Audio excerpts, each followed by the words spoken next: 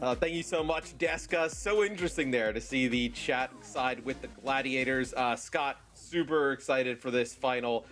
No more Davids. We have just Goliaths left. And probably not the two that people expected, if I'm honest. Yeah, you hyped up David and Goliath so much this entire Pro-Am. Unfortunately, it is just the great players that we know and love making it through to the very end. I don't think many of us expected with how the season was playing out with Gladiators versus the Florida Mayhem, but both deservedly here. The Gladiators going through Atlanta Reign and the Houston Outlaws, while the Florida Mayhem just discarding absolutely everybody in their path. They've lost one map, Matt, and that was their first match against the San Francisco Shock. And they've been fantastic, right, throughout the entire group stages. And with that record, they're actually the home team for this series. They actually get this first map. So we will be going to Ilios. Curious for you, what's the key matchup in this series? Like, what do you think is really going to determine this? It's going to be interesting because the Florida Mayhem, they have just been really the tip of the spear on the back of someone's Winston, playing aggressive and just so oppressive that no one's really been able to deal with that.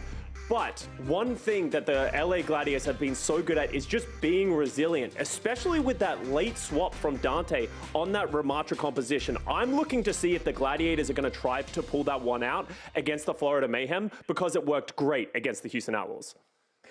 What I'm looking at is like on the Gladiator side of things, actually, is that we know that obviously Dante kind of getting used to the tank role. I think he's actually looked much better on like Winston than I think people would have expected, and I think the supports have really lived up.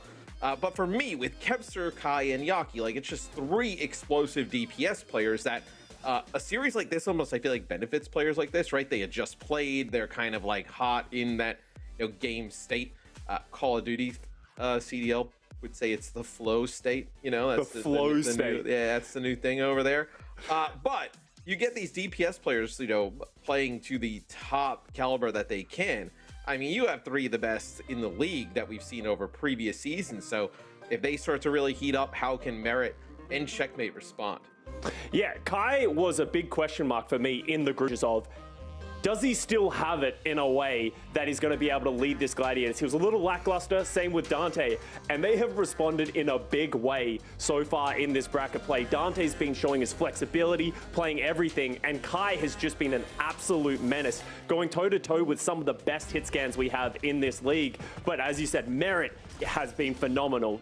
It's actual criminal how Florida Mayhem managed to get Merit off of the Houston Outlaws. I don't know how that went down. Albert's been leaking some stuff, but man, Merit has been on a different level. As we're going to Ilios Ruins as the first round, we saw Merit have value playing this Widow in the past, and it was difficult to deal with, but Kai's going to come out on the same thing. So a Merit versus Kai off the rip. Yeah, and it looks like Dante actually takes a little bit of a hit there early on from the sniper of the Florida Mayhem at range. I think you're just going to see both teams play a little bit cautious at here. The Widows on both sides of things. Nobody wants to give up that first blood. Looks like both teams as well, Scott, fighting over that Mega Health Pack.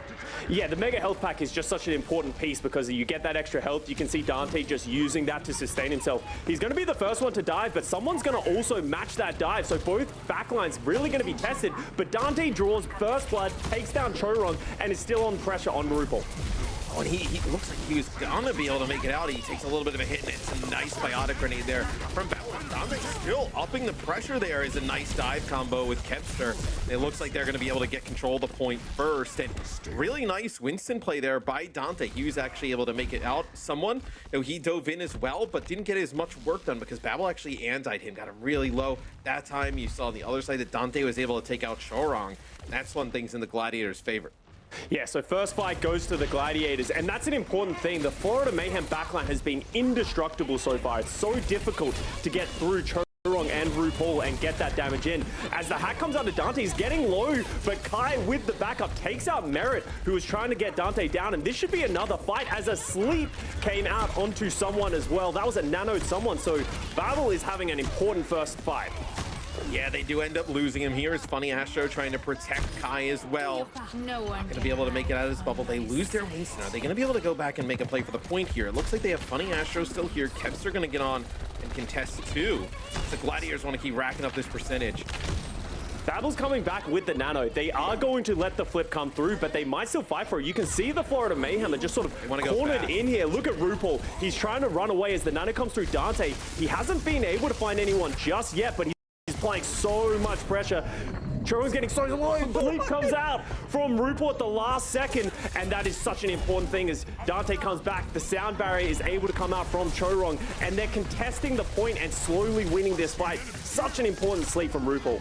Oh, and I mean, this is totally on the Florida Mayhem support line if they're able to win this. Chorong was so low, and RuPaul hit a grenade from what seemed like a mile away, able to get him out, gets a sound barrier off, and getting very close to taking the lead here, as this is going to be someone primal just knocking Guy all over the place. Guy's going to be able to live here. Really nice boops there from Funny Astro. Yeah, really helping out Kai. I think someone might have flubbed that one just a little bit as well. So all of a sudden, someone doesn't have that resource, but Merit is up at that EMP, and there are no ultimates to counter this. So the Gladiators have got to be careful as they approach, because Merit's going to be waiting around that corner to drop it. And he's going to use it right on early, and he's going to get slept as soon as that comes through, as they're going to, but they're going to lose some other players for it, as now you feel like you've just lost support kind of over and over again here. At least, you know, trying hard to keep Babel alive, just not able to do so. Probably can't fight this here. If you're the Gladiators, you're going to have to wait. This is a large percentage now flipping over to the Florida Mayhem. This is just ridiculous Ana gameplay from both sides. They're having such high impact sleep so far, and it's making it impossible for these main tanks to do anything. But 83% for the Florida Mayhem. They have the nano. They're going to go early with it onto someone. He's on the backline. He is able to dodge the sleep, take down Babel, takes down Chorong. Now he's on Kai. That's 3 for someone, and that should be the first round, but there has been a flip from the Gladiators. Yeah, they give up the point, but, you know, still, it's going to be difficult, right? As someone takes out 3 players. Look how far Dante is split from the rest of the team. Looks like someone's going to move his way back to the point, let 2 or 3 players go back and deal with Dante. Now we're in OT. Gladiators got to make something happen. Dante actually now gets back with the rest of the team, gets benefits, sound barriers well. Barrier in walls here for the Gladiators. Shot from Kai. They take out someone. The Gladiators still alive.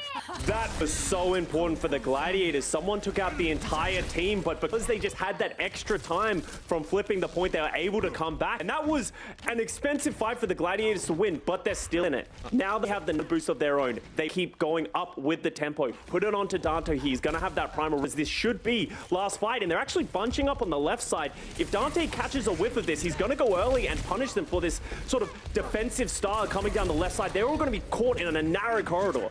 Yeah, he just needs to be careful. It's almost like I feel like they're trying to bait a little bit. They have the sound barrier here to use as well. Sound barrier comes out as soon as that pulse bomb comes through, and they jump right on top of Babel, as that's been a few times they've been able to execute that. Asleep on a Dante up top, as the support's still playing well here for the Florida Mayhem, as Florida wiping through the rest of the Gladiators here, which should be the final fight of the round. Kevster will get on contest, has to recall to get out. Funny Astro gonna try and move on to the point. Try and contest as Gladiators will keep this one going. That's gonna actually be a nano on the Kevster, as maybe they can try and make something out of it. Another sleep. Oh, that is just absolutely such an important sleep, because Kevster had the recall. He was just about to go crazy, but with Kevster going down, they will not have the damage to be able to get anything done, and Florida Mayhem will take this first round. And if this is what the rest of the series is going to be like, you guys better buckle up, because this is going to be a long one. I do want to go back to that fight, though, before, where Gladiators, they had the nano, they had the primal, just playing so slowly. They didn't use the primal or the nano before they lost their own backline. So they're going to need to be more proactive if they're going to take down the Florida Mayhem. Such an aggressive team. I feel like they almost just couldn't react, the Gladiators. So you can take a look here at someone's POV is, yeah, I mean, what do you do there, right? The bubble is inside of the doorway. You can't kind of, it's just removing everything that you can do as Ana. It's just that the dive came so much faster from Florida than I think that the Gladiators were prepared for. So take a look compositionally. It's going to be Cassidy from both teams. Doesn't really surprise me that much. I feel like if you were to design a map or area where Cassidy had the most effective space, it would be on this one. Is well, both of the Cassidys are just out of the equation like instantly. Yeah, both Winstons, you know, getting onto the backline, getting a lot of pressure. Dante gets another one, gets the Ana. They trade back as well. Now Kevster takes down Chorong, but that should be an advantage here for the Los Angeles Gladiators, and first point going to them. So Gladiators maybe upping the tempo a little bit here. So far in the Pro-Am, no one has been able to match the Florida Mayhem and their aggression, but the Gladiators are coming out quite strong early in these rounds. And it's not like I think you need, if you're the Gladiators, to keep your supports alive throughout the entire fight, just a little bit longer than like losing one of them instantly, right? I feel like if you're able to do that, you know, you're coming out on top in a lot of these fights in different areas. As Kevster working around the outside here with a pulse bomb. He's so dangerous. Somebody up. Kevster is him most of the time. He has been the reason for this Gladiator's success, and this is exactly why.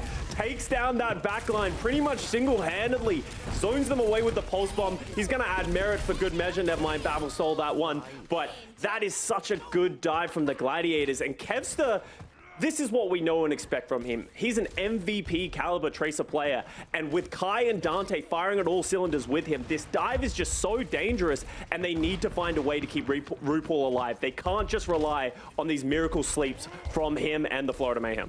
You know, Kevster has entered an area of the Overwatch player that I don't think we've seen too many, where he does such ridiculous things all the time that it just seems like, oh, well, that's just every Kevster, day, right? Like everybody in the league could do that, but yeah, it is so far from the truth. Is sleep there, just narrowly misses here. Is nice rotations here now from the Gladiators, right? Just instead of kind of playing stationary with these supports, moving around, maybe a little bit riskier at times, but you're avoiding someone. Now the Nano onto Dante, he pushes on in. Right now, Scott, you're at 80% here for the Gladiators. This fight goes your way. You stall a few of these players out at the end. It may look good. No Primal goes off. No Primal? Why didn't he Primal? He needed that extra help. They were in the advantage, but Dante doesn't get that one off. And now Florida Mayhem, they drop their own nano boost. Someone's in the back line. Funny Astro responds with the sound barrier that's keeping them alive. They're just waiting on Dante to get back, but Babel's under so much pressure, but Funny Astro keeping him alive, as he always does. Yeah, he gets it with a biotic grenade there, so they have to rotate out and just kind of wait this out a little bit. His sound barrier comes down here from Florida Mayhem. The effects of it will start to wear off. Oh, that is so unfortunate as he gets knocked right above the well, hit with a sleep dart. The Florida Mayhem will flip the point, but Gladiators do get 99, Scott. I will say, and I'd love you, how difficult is this point to flip back, though, in your opinion? It is quite difficult because there's so many avenues in which you can be flanked, and you can see Florida Mayhem setting up in that way. They're just everywhere on these high grounds, and it's going to be expensive for the Gladiators to step up. You need Kevster to hit a good pulse bomb off. Dante gets slept and met with the high noon. He knows what time it is now, and that should be a hard reset from the Gladiators. Just accept that ultimate, accept that loss, and then come back. But Kevster gets staggered by Merit as well with a clean headshot. Yeah, when the opposing team pushes up to like this area of the map, that's really when the flanking and whatnot becomes oppressive, because you see like Dante trying to get up on the high ground. There's staircases to the left, the right, you know, the high ground bridge here. I mean, so many different spots for the Gladiators you have to look and try and put pressure on to really make a play. As this, maybe there's one player on the point. This is kind of what you have to do, right? Drag players back with putting pressure on the point and then kind of collapse. Biotic grenade comes through, doesn't connect on everybody. This is going to be a nano. Looks like on a Merit here. So jumps straight across. It looks like one's on the Kai too, but it is Merit and someone cleaning it up. That was an expensive fight, though. Someone did have to use the Primal, so they don't have much left in the tank while the Gladiators starting to get up into ultimates. Babel also did use their own nano boost, so they don't have that engage tool for Dante, so he's going to need to play carefully. But Kevster still has this pulse bomb. He hasn't been able to use it. They can't apply just any sort of pressure because of how much damage is coming out. The Kevster pulse bomb does go down, but onto someone and doesn't find a pick, as Florida Mayhem is just exerting their will onto the Gladiators as they just struggling to stay alive. Yes, I think you were maybe trying to play there for the Gladiator sound barrier, and they're going to end up using it because 95% they gotta go as Dante gets the effects, gets Primal, jumps over the top. He'll get the contest going. Yeah, he gets the contest going, but you can see him knocking them around, but he does get RuPaul. I don't know how he managed to get that kill, so now it's just in damage control. Someone is going to need to touch. It is Dante, but he's so low right now. But Kevster's alive, and when Kevster's alive, anything is possible. But it's not looking good, as that's going to be Kai with a dead eye. Doesn't connect with anything, as Everybody else just is falling here for the Gladiators. It's going to be Kevster on the point. Oh, He does good take out dink. someone from the death, but see, it's going to be nobody there to contest, as it is the Florida Mayhem keeping the strong play going, taking map number 1. It just felt some small things going by the wayside for the Gladiators. They were pushing them in every single team fight, but the ultimates in general just sort of weren't really getting as much value, and the sheer understanding of how to have an aggressive setup from the Florida Mayhem, they went from 0 to 100% without the Gladiators having any chance to contest the point. I think there are lots of positives, though, you can take out of this if you're the LA Gladiators, right? Like, this has been one of the hottest teams in the Florida Mayhem throughout the entire tournament on the other side of things. And in terms of playstyle, right, you kind of played their playstyle and was toe-to-toe with them on both points, right? Both points go 99 to 99. You clean up a few things and you can make this a really long series, but man, the support play from me, Scott, from Florida, just unbelievable. RuPaul, in general, last year he didn't see much play with the Florida Mayhem, but every time he came in, he was absolutely incredible, and he has shown that again for this Florida Mayhem squad. Him and Chorong in the backline is just indestructible in the way that they play, and we haven't even seen Chorong pull out that brig, which was so difficult for the Toronto Defiant to deal with. Which is crazy because, you know, looking at the Florida Mayhem roster coming into the season, I wouldn't have said out of, you know, the different players they have that the support line would be the strength of this team, but yeah, they seem to have leveled up in the offseason. We're going to take a quick break. Map number 2 of our finals right after this.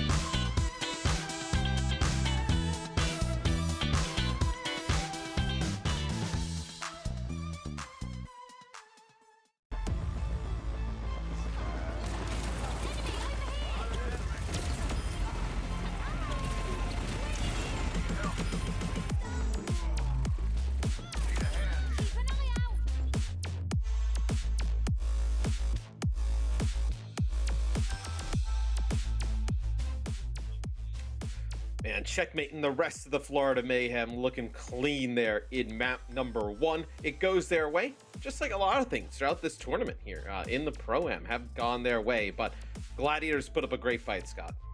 Yeah, Gladiators showing that they're not going to go down easily and really giving Florida Mayhem one of the toughest fights they've had so far in this tournament. But there's just so many great players on this Florida Mayhem squad. They've just been this sort of dark horse, underrated team that's really coming into fruition. And if you're the Gladiators, you're struggling to work out how to deal with this team because they're actually incredibly flexible. They're not only Winston one-trick teams. Yes, we can take a look at some of the stats here from our first map, comparing the Winstons, Dante and Someone, as Someone, I think, did a great job of accessing that backline. We kind of talked about it time and time again, how the Florida Mayhem, their support team, indestructible, where on the other side, Florida is able to get to that Gladiators backline. But really a strong performance from both teams. I think you look at those eliminations and final blows, and on Someone's side, and you're like, hey, like that obviously... not punished by being in the backline that long. You're going to keep the deaths low in those stats. But Dante able to put out pretty similar forms of damage tells me if they kind of coordinate that dive a little bit better, you might see those stats completely flip towards the other side. I also think there's a very important difference between their playstyle of Dante is more use my body as a shield and gives Kevster and Kai space, while Someone is more the person who is executing those final blows and he gets a lot of those resources. But we are going to see some changes coming in for the Gladiators as we move into Hollywood, as I believe we saw Lashro coming into the lineup, which means that they're going to go towards this double flex support style. Lashro plays the Ana, while Babel can play the Kiriko. We've seen that in the past. They can play Ana Zenyatta. It's been a good look for the Gladiators. The thing that they're going to run into against this Florida Mayhem squad is Florida doesn't need to make subs to change up their lineup, so they have no idea what they're going into in this map. How important is that? I mean, as a support player yourself, people may not even remember you were a flex support player at a time. Well, they remember you were a support, right? But they were just like, oh look, Custa, he's flying around playing Mercy, he's like on the walls, Lucio. But they don't remember like you were playing Zen and stuff. Like, what is it like when you have to make these types of adjustments? Like, how hard does it make it on teams when you have to make changes as a support line to keep all these flexibility options? It can be difficult because you change synergies every time you're changing your support player. When you have this set idea, it's not that difficult, but you'd almost always prefer to be in a situation where you don't have to sub a player out to play a certain composition. And that's one thing that Chorong, as an acquisition for this Florida Mayhem squad, is super valuable. He can play the Ana if they want to play that double flex support. He has that ability to just sort of play everything. He was such a good rookie for Toronto, and now he's doing it even better on the Florida Mayhem, as we're going to see both teams walking out on the Ana Brig, though, on this first point. As Brig kind of on the table for both teams. The Cassidy here as well as no wide Brig yet, as that patch is not in. As looks like take a bit of a dive here from the Gladiators. Oh, That's a big biotic grenade. Oh man, that did not look like it was going to be great for the Gladiators. Then hit from Bevel changed that. Yeah, there was an interesting fight there by the Florida Mayhem, deciding to take the fight in the small corridor against the Gladiators. Yep. You don't really see many teams fight for it that heavily, but believing they had the advantage, but then Babel just shutting that down, and that's a record-breaking first point, as we're going to see a replay of this nade from Babel.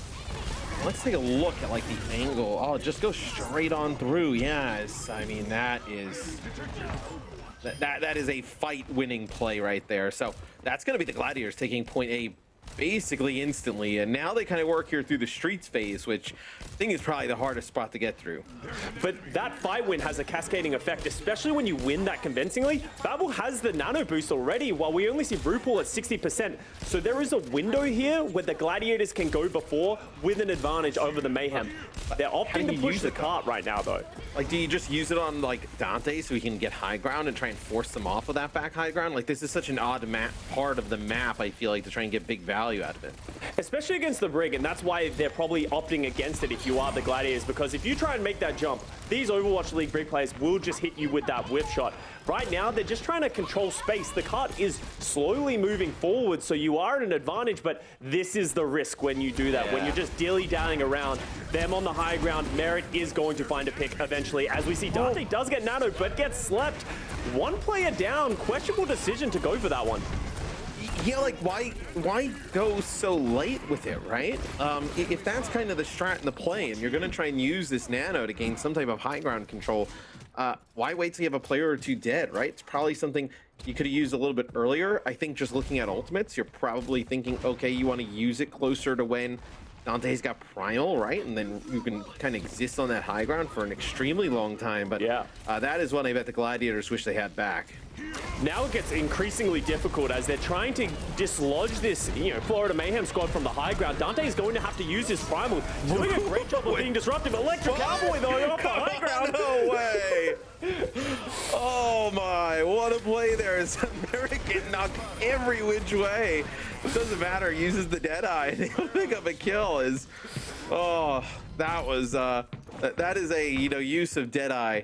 Don't see many Deadeyes here, in the Overwatch League that come up huge. Looks like maybe a pause here for Chorong, but American knocked all over the place, and he was up on the rooftop for a little bit, sliding on down, and he gets that kill there.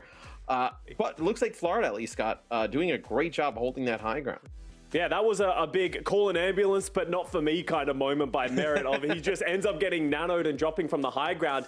And I kind of want to speak to this situation. Now that you're the Gladiators, you've used your nano boost, you've used your primal. This is where Florida Mayhem are really in that element. When they have the defensive advantage, they can choose the tempo of when to go. We just saw how it works on Ilios. They just sort of choke you out and give you no opportunity to even take a balanced fight. As we do come out of this unpause, how are the Gladiators going to navigate around it? Because they also use their rally there. The only thing they have is a high noon. And unless Kai can get nanoed and end up on the roofs as well, that's going to be difficult to use.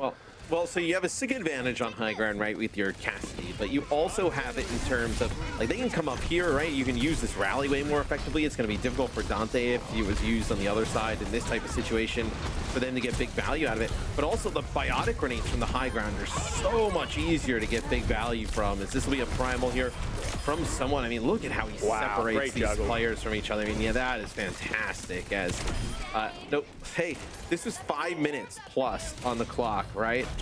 We're down at 2:30 here, and the Gladiators have been able to make no progress from this point. And just so efficient as well. That was only their primal used, that Winston ultimate, to win that team fight. And Gladiators didn't really even have a fighting chance. They still have that rally in case ultimates do start to come out. Gladiators are trying to opt to push the card, but as soon as they step up, this happens again. Checkmate gets a great stick against Babel, and that's going to prompt a retreat from the Gladiators. Yeah, I mean, it's the stick, right? But it's Dante taking a ton of damage and getting hit with a biotic grenade. Yeah. There's no opportunity to return there, right? Where, Babel, like, how is he landing a big biotic grenade on the Florida Mayhem? Like, he's not going to, he doesn't have lineups, right? He's not going to stand and spawn and start lining it up, trying to drop it on the sky. Like, it's really difficult to, hit this. So you have a big advantage with this high ground here. It's another biotic grenade there. It hits Dante and Kevster. I believe Kevster recalls, so it kind of falls off right away. But they're running out of time. They do get the nano off. They got to opt to, they nano the Cassidy so he doesn't die to that pulse bomb.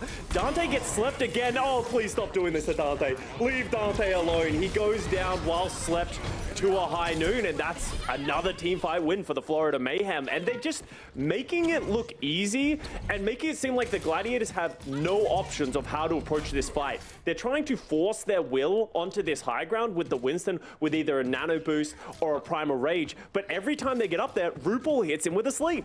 So what does a path to victory from this type of perspective and this type of point in the map look like for the Gladiators? Like, how are you going about trying to break this?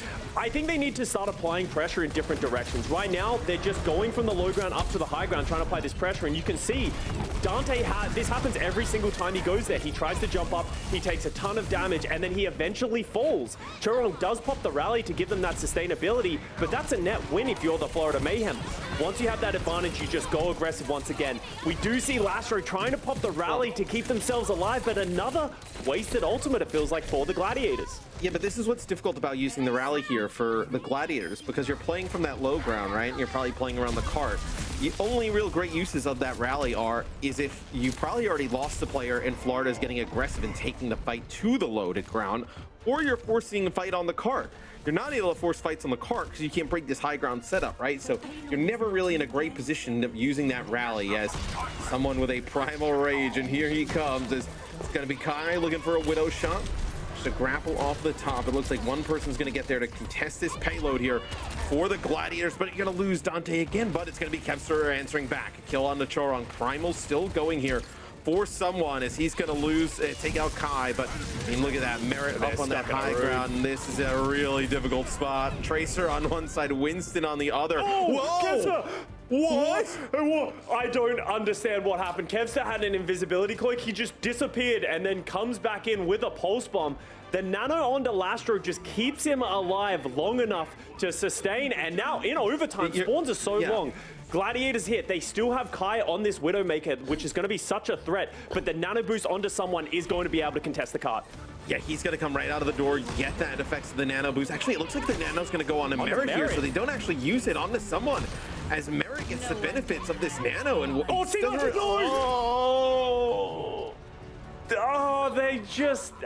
Kevster's not typing C9 anymore in chat. Yeah, there you go. Someone's got to dish it back, and that's a heartbreak. The universal language of the Overwatch League. C9.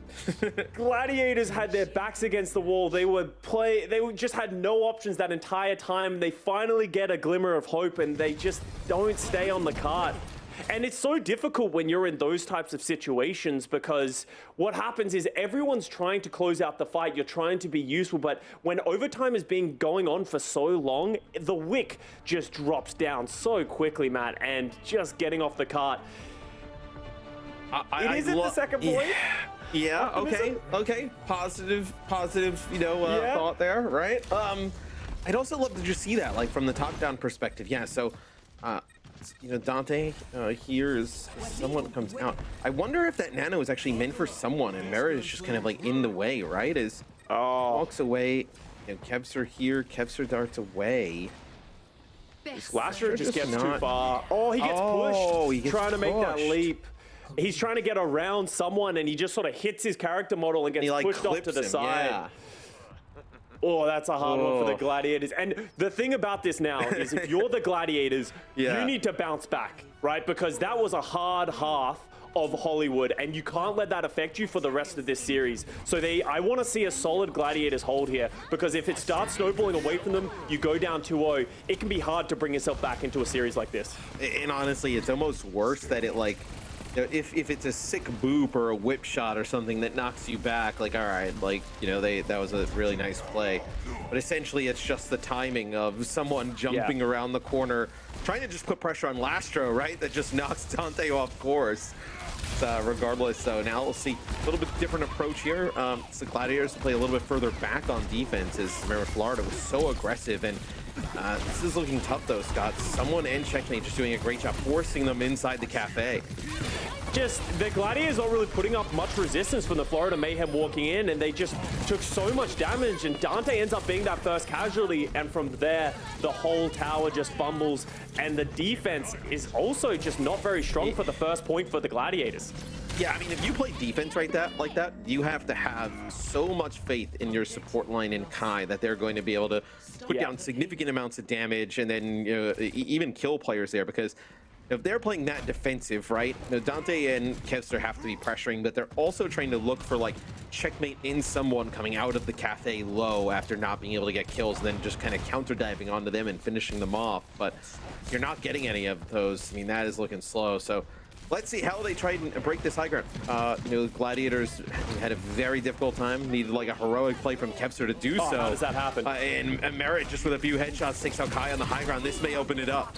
Yeah, it's opened up for sure. They're going to nano Dante, hoping he can get into the backline and trade this back, but they've pretty much conceded this high ground, and with a great stick onto Lastro. Dante can't find any value with that nano boost, and the Gladiators are crumbling right now, Matt. They're really struggling. They're in desperation mode. Merit's just hitting great shots. Checkmate's getting great sticks. Dude. They don't have the punish onto someone, and Churong and RuPaul can't die right now. Gladiators have no solutions to these problems. And now that high ground is completely flipped, right? As you see everybody on high ground here for the Florida Mayhem, just trying to line up a Deadeye here, maybe. Even if it's a zoning Deadeye, it might be good enough to complete the map. It's going to be a rally that comes through here from Lastro. They needed that to keep everybody up. Yeah, fortunately, they do get hit by a biotic grenade, but the rally is running for Lastro, so it should keep them alive, and this should spell sort of a sustain here from the Gladiators. We're going to see Choron going onto the high ground as their whole backline is actually still up here. They need to dislodge these people as Kai is able to take RuPaul, and now finally the Gladiators should be able to slow the game down and take the defensive advantage that the Florida Mayhem used so well against them. Yeah, so now Florida Mayhem has to break this setup yet again. So I don't think Deadeye is really impactful from this low ground, right? And I think it's definitely way more powerful here in the hands of Kai up in that high ground. How do they get better value? Remember when we were watching the Gladiators, right? They didn't really get great value out of the Nano and the Primal up in the high ground. Florida Mayhem have that. Great tools to be able to break this. Let's see how they combo it. They need to play aggressive in the same way that Mayhem did. Of as soon as any aggression comes out, they need to match it. So we see an aggressive nade coming out from Babel, not really respecting someone. They just don't have enough pressure in the same way that the Florida Mayhem did. Someone got up there without a nano boost, had enough time to pop the Primal. Dante is responding with the Primal of his own. Those couple of kills could spell a lot, as much as he will eventually go down, the Gladiators should come back with a numbers advantage, but Florida Mayhem dictating the tempo right now. But with all of their ultimates used to win that fight, only checkmate with a pulse bomb, and you can see him lurk just whole high ground in the back right. Yeah, this needs to be a big pulse bomb for checkmate for the Florida Mayhem. And if you're Florida, you lost the players, you get that high ground, and it's stick on the last row. That is huge. You do have a nano here for the Gladiators. It's just how do you use this to keep players alive? They have to use it on Dante. He was so low and then took that magnetic grenade and wasn't going to live, so they use it just for the health. He gets slept again. He gets taken out. It's just Kai with a Deadeye. Not even sure he's going to be able to get great value out of it. In the corner, gets pushed back here. Has to use it to just get a reload, as it looks like someone is slept. So maybe you get your tank back in the mix, you get out, as Kevster trying to stay on and contest. He gets knocked off for a brief period. It's going to be rally for both teams. Yeah, they have enough sustainability with that rally, but they've used so many of their cooldowns. Someone does get traded for Dante, but with Babel going down, they're going to lose so much of their healing, and they're just slowly bleeding out to all the damage as Lastro, the raid boss at the very end, does fall, and Florida Mayhem take a 2-0 advantage in this grand final series. Just absolutely dominant. We talked a little bit about how good of a run Florida has been on, 6-0 throughout the Pro-Am. Dropped one map to the San Francisco Shock, and they look like they want to run through this finals without dropping anything as well. And you can see why they're almost undefeated in this entire Pro-Am. Yeah. Just the way that they cycle their ultimates. Someone made it look so easy jumping onto this high ground against some of the best players on the world. He just played his health so smart, and that gave Merit the opportunity to get nanoed and do a high noon, just like you saw here. So lots of answers need to come for the Los Angeles Gladiators. Matt, answer me this. At this point, if you're the Gladiators, do you try and change compositions? Fight them in a different way. Don't take that Winston mirror. I don't know if you can. I mean, what are you going to do? Try like Ramatra Rush, right? We saw them do that a little bit earlier in the tournament. Now you have map selection, right? So maybe you can kind of force that in your way. But, I mean, if you're not going to be able to kill the support line, right, it's going to be difficult playing any comp. I feel like Checkmate also really starting to pop off in the Tracer role. So maybe we do see them try and go towards something a little bit different. The Gladiators have a lot of options because they get to pick our map number 3, and we'll have that right after this break.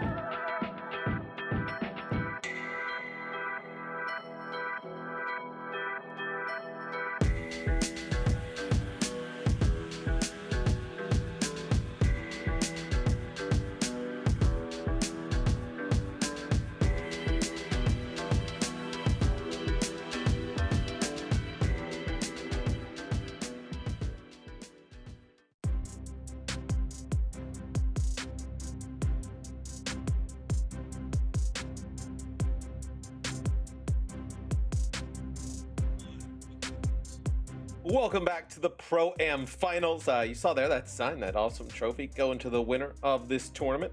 And right now, Florida Mayhem looks like they want to find a spot for that in their facilities. They're up 2-0 and they have looked unbelievable. Yeah, absolutely in control of this series right now. And I want to shout out this player again. RuPaul has just been so dominant on this Ana, and it's really been the core component that has shut down everything that the Gladiators have tried to throw at them. Every time Dante goes aggressive, he is slept. 50% sleep dart accuracy, but it feels like 100% of the time onto Dante. Only dies 4 times in this match. Oh wait, on Hollywood, sorry, at the bottom. In Hollywood so far, he is just taking over this game. And this backline is just so impressive to me because it feels like they just have so much firepower, but also never die. And usually you only have one or the other. Yeah, I mean, we see a lot of support lines that have a lot of firepower, but you know, they're zooming. They're trying to get in there, you know, do it as fast as possible. We got Funny Astro coming back in here for the Gladiators, but I think the more interesting thing, Scott, is the map selection here for the Gladiators. So the Gladiators are going to take us to Shambali Monastery. Ooh. So this is the first time we are seeing this map here in this tournament. Don't know how much teams have been like scrimming it right with map selection and whatnot, and even just kind of how the group stages work. What's your general thoughts on this map? What should people look to expect to see? Yeah, pros are a little weird, and I can say that because I was one of, whenever a new map comes out, everyone's like, nah, I don't like that map, I don't want to try it. And it usually takes a while for teams to start scrimming, work out strategies, and get accustomed to it. So we haven't really seen pro players play at this level. So then we're just going to have to go to my good old ranked experience. For me, I think you're going to not see as much Winston in this map. It's quite difficult, and there's a lot of defensible high grounds that you can sort of hold onto.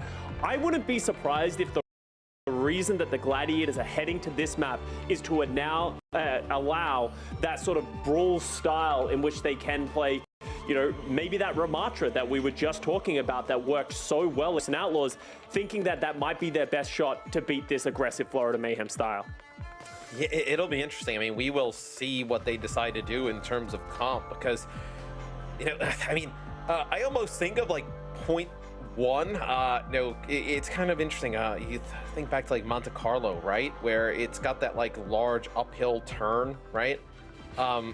It's like the same type of thing here on this map, but I feel like this map's almost even tougher. There's just multiple different points of high ground you have to contest and push as the offensive side, which also is quite interesting. I think if you're the Gladiators, you pick this because you believe you can run a different kind of composition and make it interesting, because the high ground, taking back high ground was not the strongest suit there on Hollywood, right?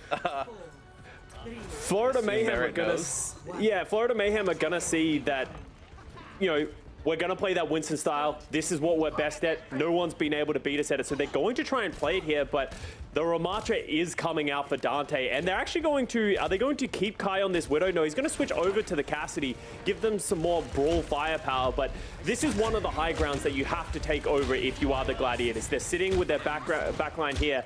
They're going to push the cart up a little bit, but then they're going to try and navigate around to get onto the back of this Florida Mayhem backline.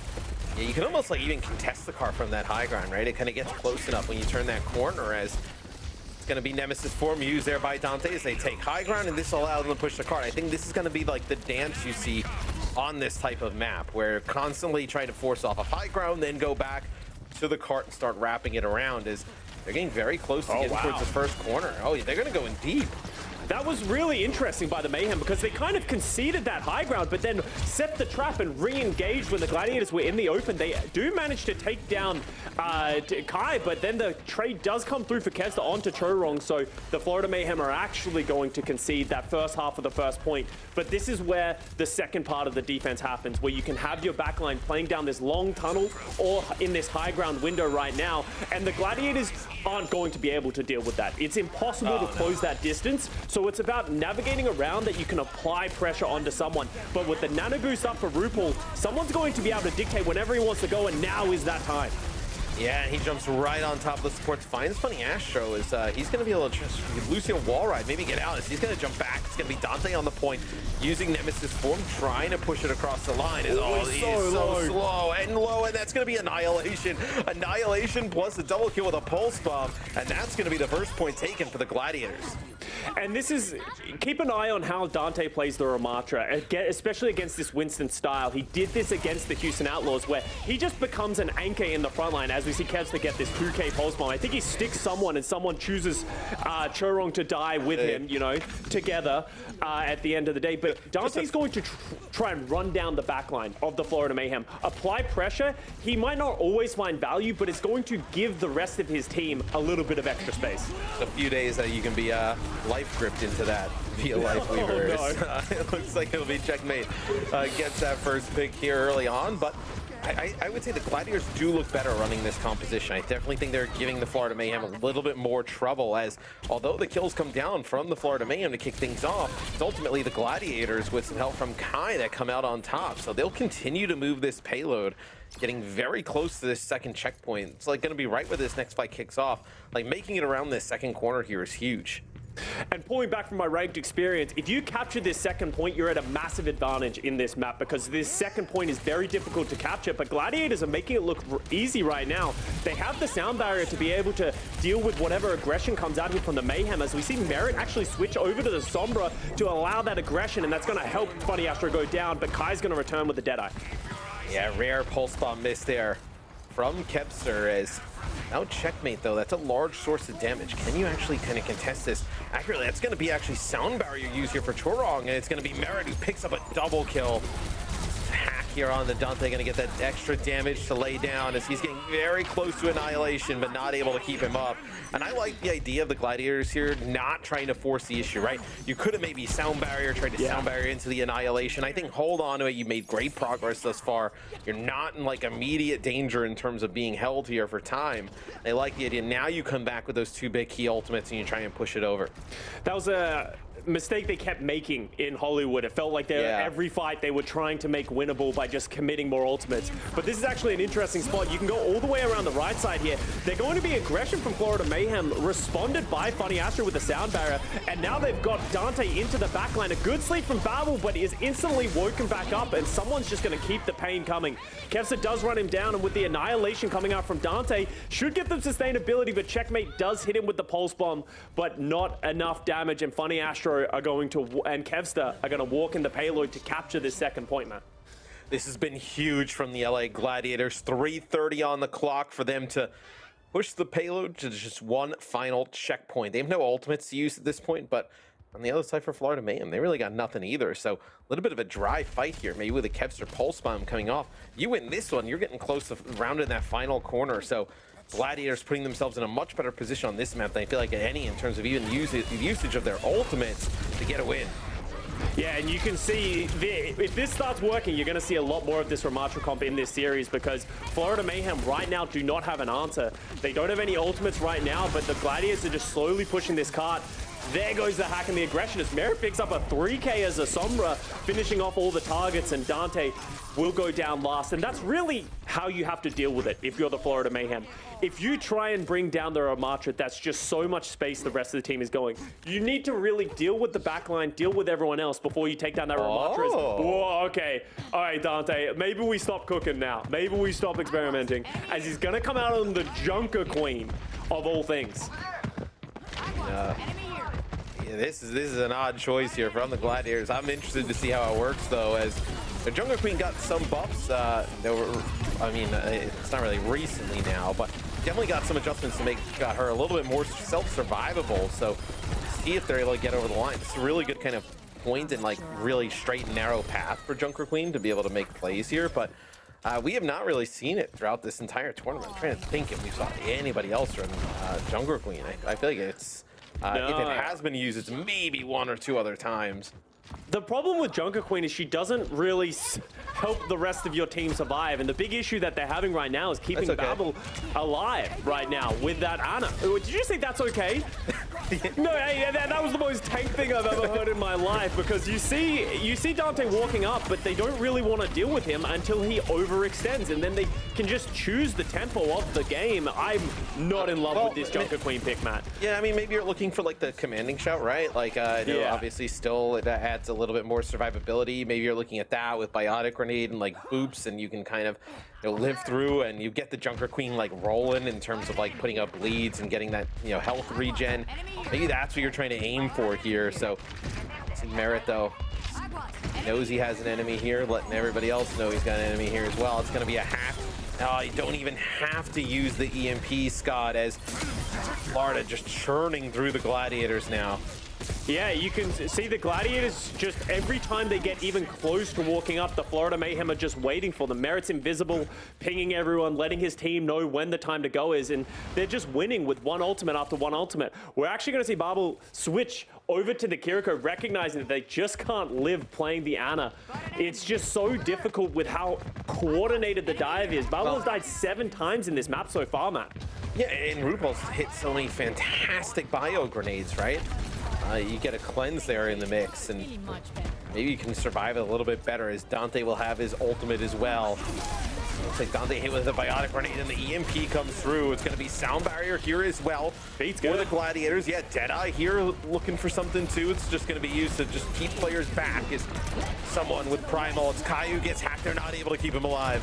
He only hits someone with that rampage from the Junker Queen, so the value not really there. As the overtime wick ticks down, you can see in the sound barrier from Chorong, the Gladiators are just running out of health as Babel's just trying to live, but does fall. So it's only Dante and Funny Astro left on the card, and now it's just Dante fighting for his life as a Junker Queen. We've all been here before. There is a Widowmaker switch from Kai, hoping for some headshot after headshot magic, but not able to find a map. Still, considering we haven't seen this map that much, and I know obviously you played it in ranked, I played it a ton as well. Like, it can be really difficult to push on this map. So it's not a map completion, but we also really kind of don't know what really is a great or bad push on this map just yet. The Gladiators getting closer to a map completion, so that's great. We'll see how Florida Mayhem attack it. And it's important to keep in mind, as you said, this is a hard map to attack, but also Florida is at their full power when they're on defense, when they can choose that tempo of when to engage, because as you just saw, it's incredibly oppressive to deal with. So the Gladiators hopefully should be able to find some form of idea of how they want to play this on defense, because on first and second point, they did a great job, as we're going to see Dante go back to the Ramatra, which I think all Gladiator fans can sort of breathe a sigh of relief. Yeah, I'd love to know kind of the thought process behind the Junker Queen. Is Merit cleaning it up in the kill feed, just peppering all those players down and finishes them off as Sombra. Then as soon as they realize he's there, he leaves. So that's what frustrates players about Sombra. She can get in there, do cool stuff, kill everybody, and then when you want to kill her, she just walks away. True. Yeah, that's what makes Sombra great. As much as she can be not that valuable in casual play, when you have a highly coordinated team, it can be just so difficult to deal with. As we're gonna see Florida go back to that Winston composition, stick to their bread and butter. Merit goes back over to the Sombra, so they're going to try and do the same thing they just did on defense on their attack. How are they going to route around and navigate? Because we've never seen this map at this level before. It can be quite difficult to close this distance and get a good dive onto how defensible this high ground position is. But Merit just gains them so much information on the Sombra, right? Yeah. Being able to just mark everybody, tag everybody, and then formulate a great strategy of how you're going to break these setups. So it's that information gathering from Merit, and then the dive is going to be clean once it begins. Looks like they've kind of pushed some players off that high ground already, and Funny Astro actually got hit with a biotic grenade there, so you're not able to keep him alive. But it is the Ana trade on the other side, so you do get rid of RuPaul, so pretty good start here for the Glads. Yeah, they do get a couple of kills here for the Florida Mayhem, but they do eventually get cleaned up. But Babel going down is going to force the Gladiators to slowly go backwards, as they do control the card, but without the numbers to back it up, they will have to cede this first half of this first point. And you can see Dante getting a lot more value with this Ramatra, but the consistent factor throughout this entire series for me is Babel needs to stay alive. They have really struggled to keep him alive. Funny Astro said in his interview after their match earlier today, my job is just to keep Babel alive.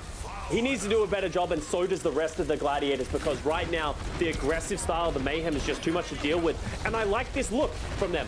Go first. Don't let Florida Mayhem choose the tempo, because that gives you the advantage.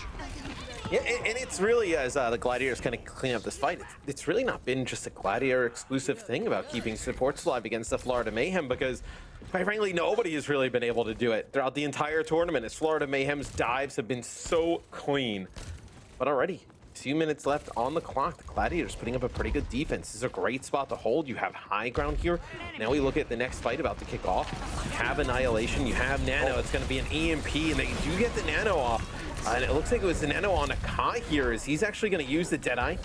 It's going to buy some space. As you see, Kevster from his POV is actually going to push up, get onto the payload. So wants to stop the payload from moving on forward. It's going to be a translocate to get away. Checkmate with a pulse. Nice job by Funny Astro. I don't know how he managed to time that one. I don't know if that was just luck or he's just seeing the future. But Funny Astro's sound barrier keeps Babel alive just long enough to help them win that team fight. And that is such a big team fight win here for the Gladiators, because that was a lot of the big ultimates for the Mayhem. They do have the sound barrier, they do have the nano boost, but because Dante went down so early, he still has that annihilation. This is getting scary if you're the Mayhem right now. Oh, that sound barrier from Funny Astro was like to the frame when the pulse bomb was going to go off. And look at this, Kevster now starting to win some of these Tracer duels, right? This is what kind of scares you when you go up against a team like the LA Gladiators. Is we went from 2 minutes to now under a minute on the clock, and the Mayhem have made no more progress. Yeah, and I do want to give a shout out to Kevster, because he hit a stick on Rupal in the fight before this as well. Like, he has been carrying in the backlines. As much as we haven't seen him that much, he is popping off as he always does. We see the nano boost come into someone, but gets slept instantly by Babel as the backline for the Gladiators is coming alive, Matt. Yeah, it's a nice leap there, and it's going to be Nano on the other side of things as the Annihilation gets popped here too, as they're trying to burn down someone. So when someone gets in, they always use that field to slow him down, keep him there, and then they just turn their attention and burn him down. That has been so effective. 13 seconds on the clock. They know Merit's around here. They want to stop the contest. Yeah, they're trying to find Merit. He's hiding behind the chairs. Unfortunately, they could not find him, but he doesn't have that EMP anyway. So even if he does get to, he's going to be able to contest, but it's not going to be with much, as they don't have any ultimates left in the tank. Triggered. Yeah, overtime's triggered. We're going to see an even fight here, as Kai is going to get to this high noon. He decides to drop down to find some value, as Kevster finds an opening pick again.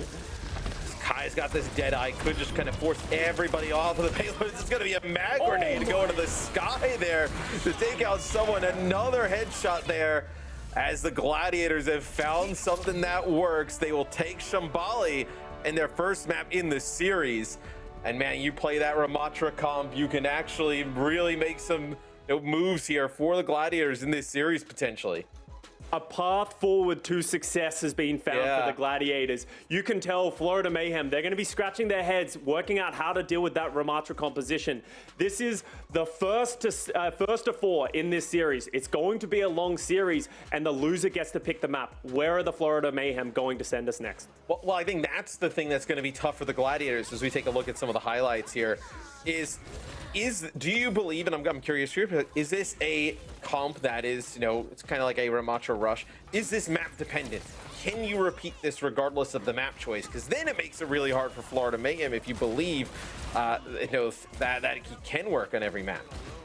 If you asked me this morning, I would say, no, you can't play Ramatra on Esperanza or Push. It's just not very good. But we literally just saw them do that against the Houston Outlaws. Oh my God, that beat. Against so good. Fearless, against one of the best dive teams that we have in this league. The Gladiators could potentially do it. And if you're the Florida Mayhem, then you don't want to send them to that map. Where do you send them? Colosseo, New Queen Street, we haven't seen much of. Honestly, no good options for the Florida Mayhem with this map pick. Yeah, I mean, still, Florida Mayhem, it's only their second map loss of the tournament, but not even just that it's in the finals, seeing them kind of use their bread and butter dives up against this Ramatra rush and end up losing, it could be kind of what ignites the Gladiators to move on in this series. I'm so curious about what the Florida Mayhem pick on the next map coming up right after this.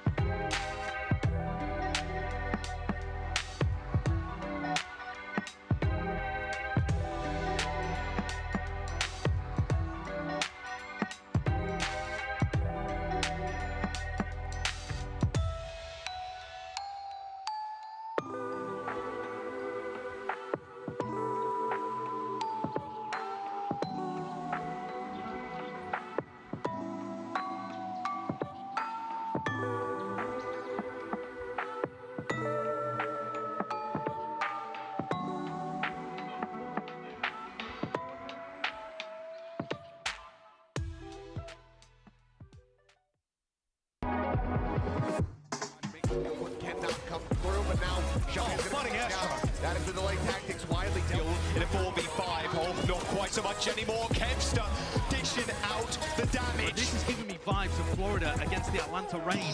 What? That is dirty. A rough return here, just kind of getting bullied. That is it.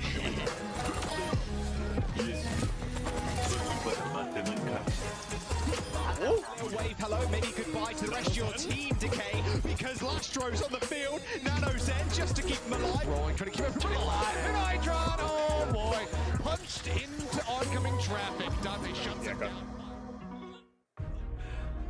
Everybody, welcome back to the Pro-Am Finals. Mr. X, Costa here. And some would say maybe that that mag grenade still has not landed, just traveling up. It's living rent free in Matt's head. Towards this guy. I mean, it was crazy. I mean, it's not a mag grenade; it's a homing missile. But you know, I know you were super impressed with what you saw from Kevster.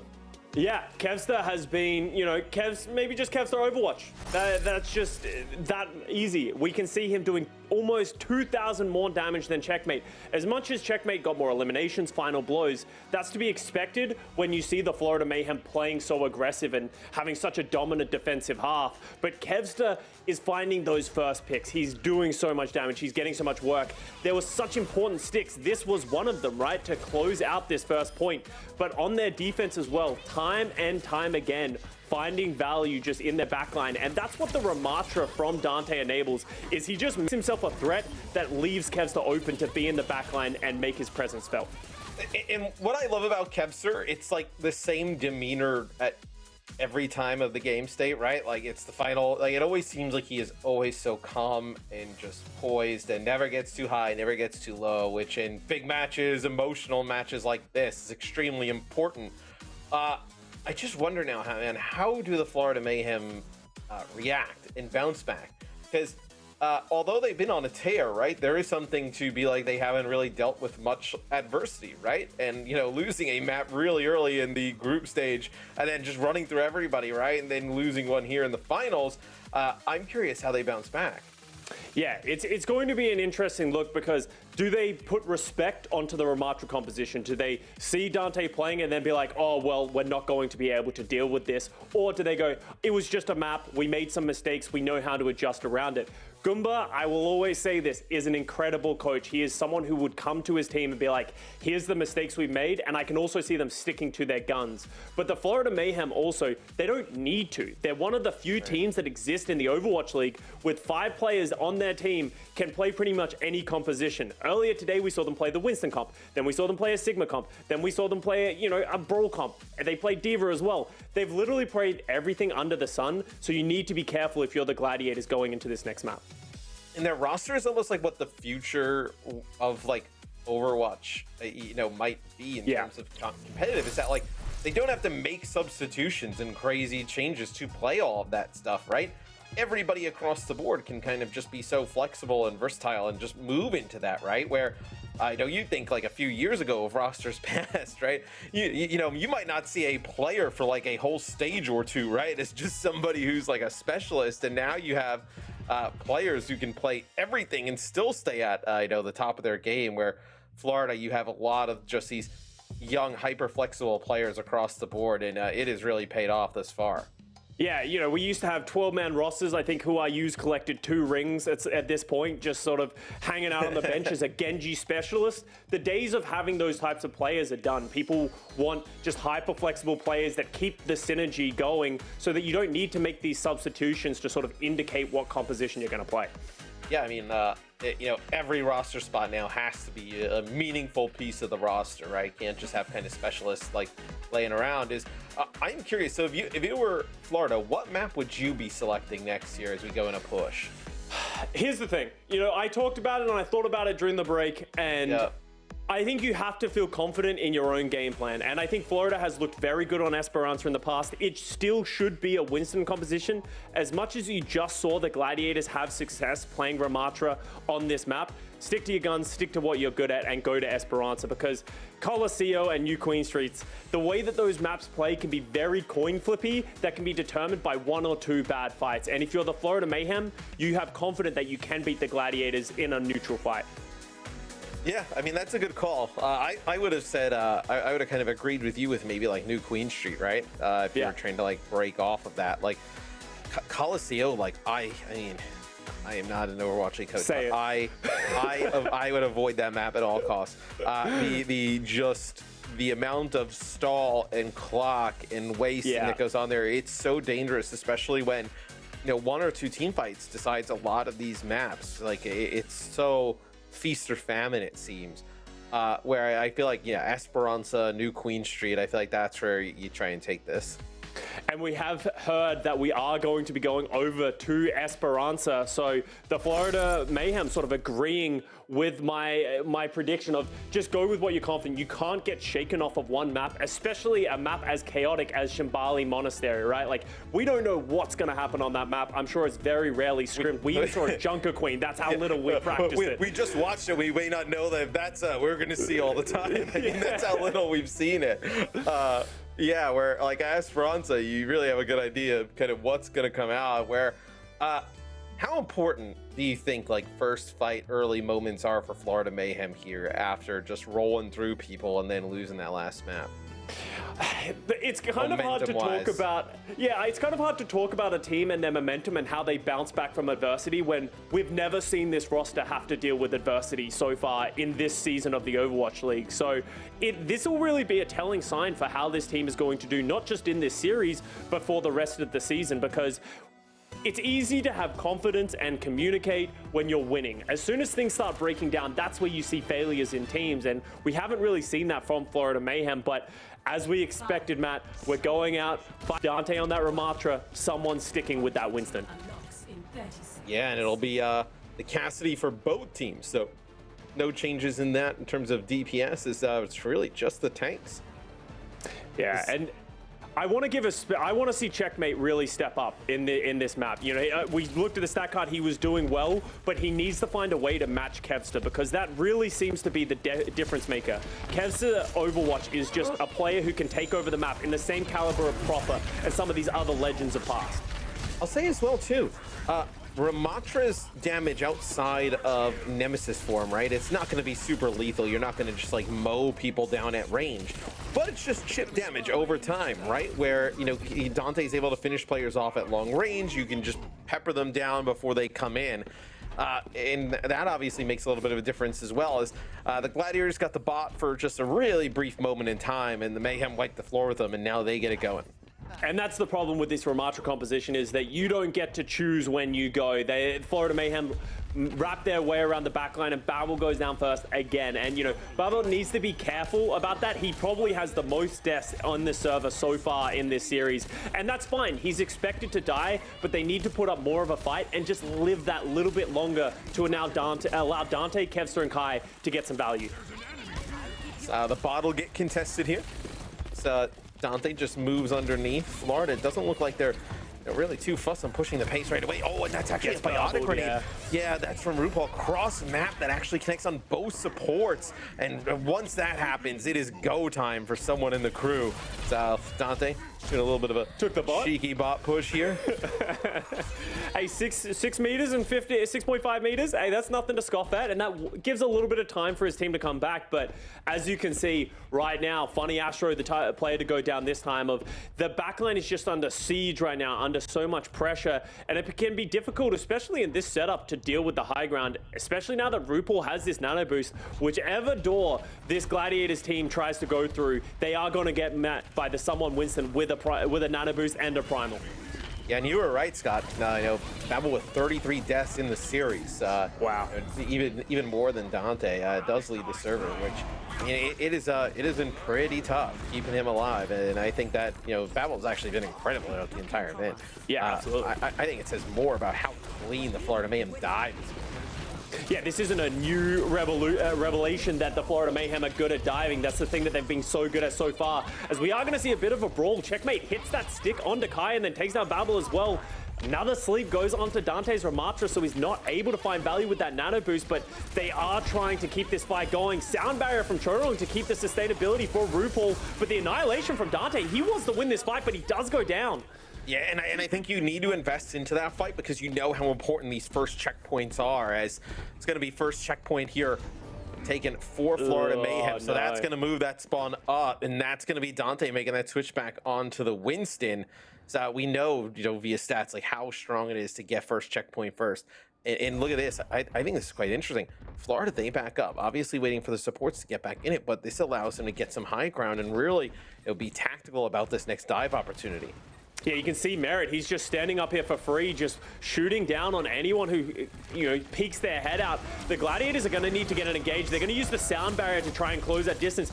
Great high noon from Merit. He has the damage reduction, but with that biotic grenade and the damage coming out from Kevster, he will fall. So an important team fight win for the Gladiators as they've decided to match this Winston, and they need to start to get this bot moving forward and get some meters on the board. Yeah, almost about halfway through this game here on Esperanza as the bot will actually make its way across half.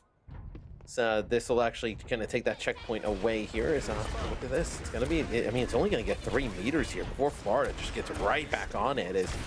So you almost actually get like nothing out of that, where it's the forward spawn, right? Yeah, you're starting to like do kind of like the fight math in your head. It's like almost like 2-3 fights the Gladiators are going to need to go in their way for them to take the lead. Is Dante, he gets slept. I feel how many times have we said that throughout the series? I mean, RuPaul's too much, unbelievable. Yeah.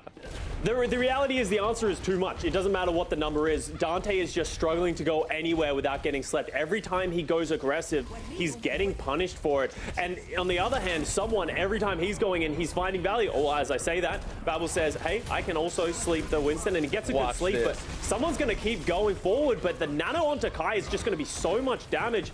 Great reactionary play from the Gladiators and great play from Babel as well. And that could be the first capture point here for the Gladiators now, Matt. Yeah, absolutely. As the bot was moving a little bit here, so back towards the middle. The Glads will get control of it, and I think the nano actually onto Kai threw someone off there a little bit because he thought he could jump in, had the remnants of the nano, and was going to be able to live through some of that damage inside of his bubble and get a primal of his own and keep it going. But with that extra big burst of damage coming out from the Cassidy with the nano boost, not able to live. As looks like Florida want to try and maybe take a fight here before the checkpoint. They don't play for the checkpoint though. They go for the high ground. Yeah, they go for the high ground. Another important sleep onto someone on that Winston while he is primal raging, but the damage is done. The space is created. Unless Kevster decides to make some magic, this should be a team fight going for the Florida Mayhem. Dante's going to commit into this fight with the primal rage. Wants to keep going. Yeah, RuPaul goes down as well. They've lost that healing. Great recognition from Kevster and Dante to realize they can keep this fight going. And because that checkpoint was taken as well, Matt, at the start of that fight, that's forward spawns for the Gladiators. So they've already reinforced their team. I like that decision because not only do you kind of get this next fight rather quickly, even if they were to lose that, right, and the bot keeps going further and further into Mayhem territory, that is just further that the Florida Mayhem need to push the bot going in completely opposite direction. So sound barrier comes down here for Funny Astro. That'll keep everybody all topped up, as the bot will now start to push the barrier further into Florida Mayhem territory. As one of the interesting parts for me as well is this is what the Gladiators playing dive. Like they're playing them straight up. Yeah, we saw this in the first 2 maps, and when I first saw Dante go over the Winston, it felt like I literally groaned. I was like, ugh, this feels bad. But Dante having confidence in himself and the team recognizing it's just not going to work on this map, and they're making it work. And honestly, Babel is the player that you need to look at. He's been hitting the sleeps, staying alive. Someone has had no answers so far. They have the sound barrier themselves. They're going to commit that one, which is going to get Dante taken down. High noon, nano hasn't been able to find any value. That's a lot of damage onto the Winston as they've traded back into a 4v4 fight. Oh, good sleep. Oh, that was a really nice sleep here on the Merit. And the mag grenade, it's going to be mag grenade for mag grenade. Man, I feel like the distance looks triple here in this series.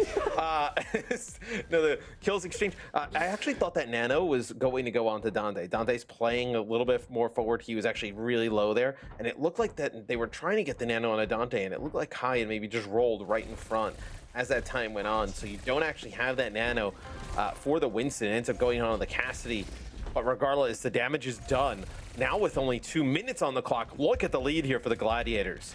Yeah, and we're back at the starting territory with the bot being right in the middle as both teams are going to trade a dive. Dante going in, but doesn't have the nano for himself or a primal rage. The nano goes over to Merit, but he hasn't been able to find too much value as we see traded Annas, so healing is low now. So with every damage that is done is going to be even more important as the Gladiators are getting the better of this fight, but someone still thinks it's winnable, Matt.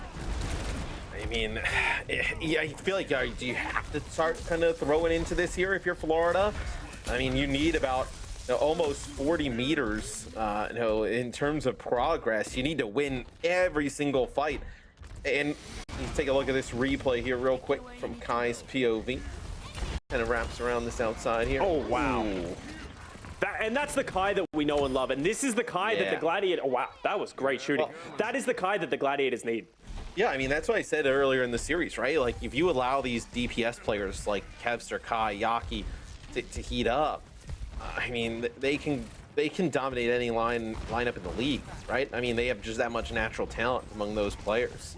And you can see the Gladiators, they're kind of happy to just sort of wait this one out. They know that they have the advantage with only 1 minute left, forcing the Mayhem into them. They have the sound barrier, but Kevster hits the pulse bomb onto the high nooning Merit. And that's away. Yeah, they're going to walk away. They're at a massive advantage. the bot's moving. Yeah, the bot's walking away. This is falling apart for the Florida Mayhem on Esperanza.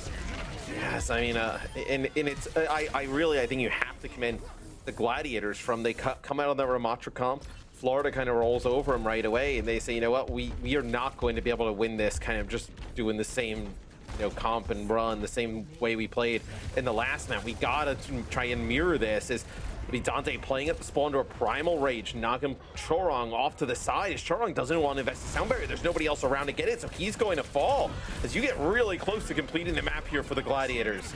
Yeah, Gladiators are giving Florida a taste of their own medicine with just hyper aggression, just not allowing them to have any space, any breathing room to get the engagement. The nano boost does come onto someone, but there's a high noon going. He cannot engage into this with the amount of damage that would come out from that, as Kai is just staying alive, putting out the damage. Dante does eventually go down, but we're in overtime now, Matt, and they have to make up to 135 meters. They got to go across the map and win about 4 or 5 team fights to get this map win.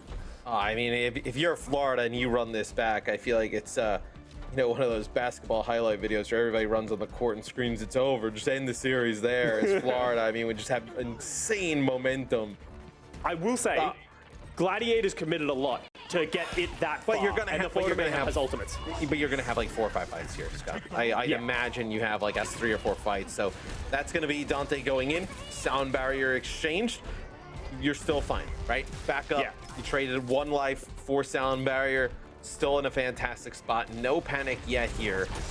They can't get staggered here. If they lose another team fight here for what feels like free, I think someone thought about that primal. He did. He was so close to pressing that Q button of trying to follow up that biotic grenade. They nano Kai to apply some pressure. It should force the primal rage out of someone, but if you're the Gladiators right now, you're just trying to do damage control. Take down someone as much as you can. They don't have the nano boost. He's so low, and Dante finds him. I was going to say, you absolutely needed to finish him off there. You could not have let someone get back to the rest of the team. It's the kills coming in here for the Gladiators that they need. Sound barrier as well. It's another sleep from Rupal on to Dante, but you're just losing everybody else here for the Florida Mayhem as Chorong picks up 1. Kevster, though, cleaning it up. It looks like it's just checkmate there as the Gladiators will tie us up as they win Esperanza. Yeah, and that was not playing a Ramatra style that the Florida Mayhem don't know how to deal with. They tried, it didn't work, and said, you know what? Let's go back to the tried and true. Let's play this Winston mirror, and that's just confidence more than anything. Knowing that you can go toe-to-toe with the Florida Mayhem playing that style. Florida's got to be shaking a little bit. Yeah. You're rolling, everything's good. It's getting a little late here on the East Coast, but still. They have been so good throughout this tournament, and you lose that one where they're running the Ramatra and you're not, and you're like, all right, you chalk it up to comp, but this one's got to be tough to bounce back from, because not only you won the first fight against the Ramatra comp, you probably thought it was going to be easy, and they come out, match that dive, and the Gladiators just turn up. Yeah, and Kai's been doing such a great job on that Cassidy, just pumping out the damage alongside just the hidden MVP of Kevster on that Tracer, who just seems to be finding these picks. The Florida Mayhem needing to come up with answers, because we're at 2-2. First of 4 wins this go-around finals. Yeah, I mean, we got another control coming next. It'll be a Florida Mayhem map pick. Can they stop the bleeding? It looks like the Gladiators making the comeback. We'll see in just a little bit.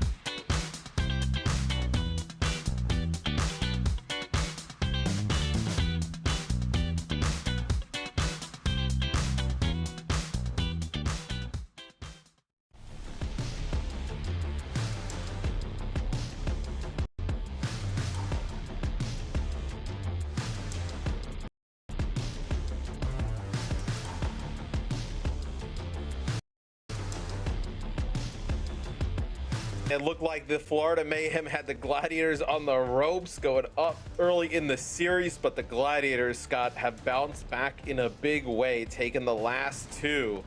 So I feel like we have a long series here on our hands.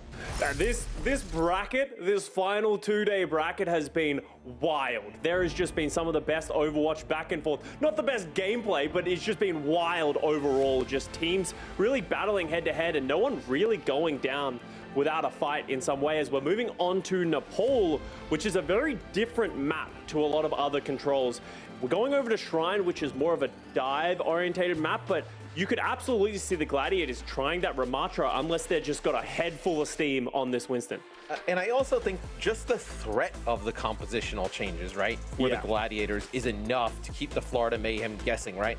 You're not able to talk that they're just going to come out and run the same type of thing, right? They may throw different looks at you here as we move into Nepal, but at least early on, it looks like we'll see the Gladiators use that Winston-based composition. Honestly, you just won Esperanza in a pretty commanding fashion doing it, so no reason to swap it up.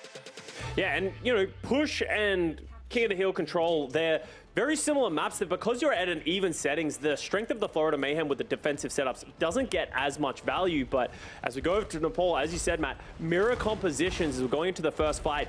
The Florida Mayhem opting to take the control of the point, taking that statue, while the Gladiators having their backline in a more defensible setup, I would say, with the stairs, but Florida are going to go first. I mean, someone in checkmate, dive on in, but another biotic grenade there. You see the Ana assist in the feed there.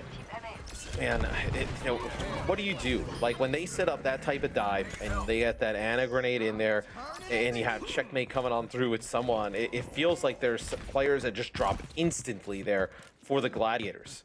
Players just, it's kind of hard to say, but Kai just needs to be careful. He can't be in a place that he can be so isolatable. We saw Babel having that issue. He's improved as the series has gone on and made a lot more value from the backline. It's going to be difficult, but these Bionades from RuPaul and from Babel, you just need to avoid them because they're so teamfight defining, as the Gladiators sort of feign some pressure but take too much damage as Dante tries to jump back but does go down. As pretty easy teamfight win from the Florida Mayhem again.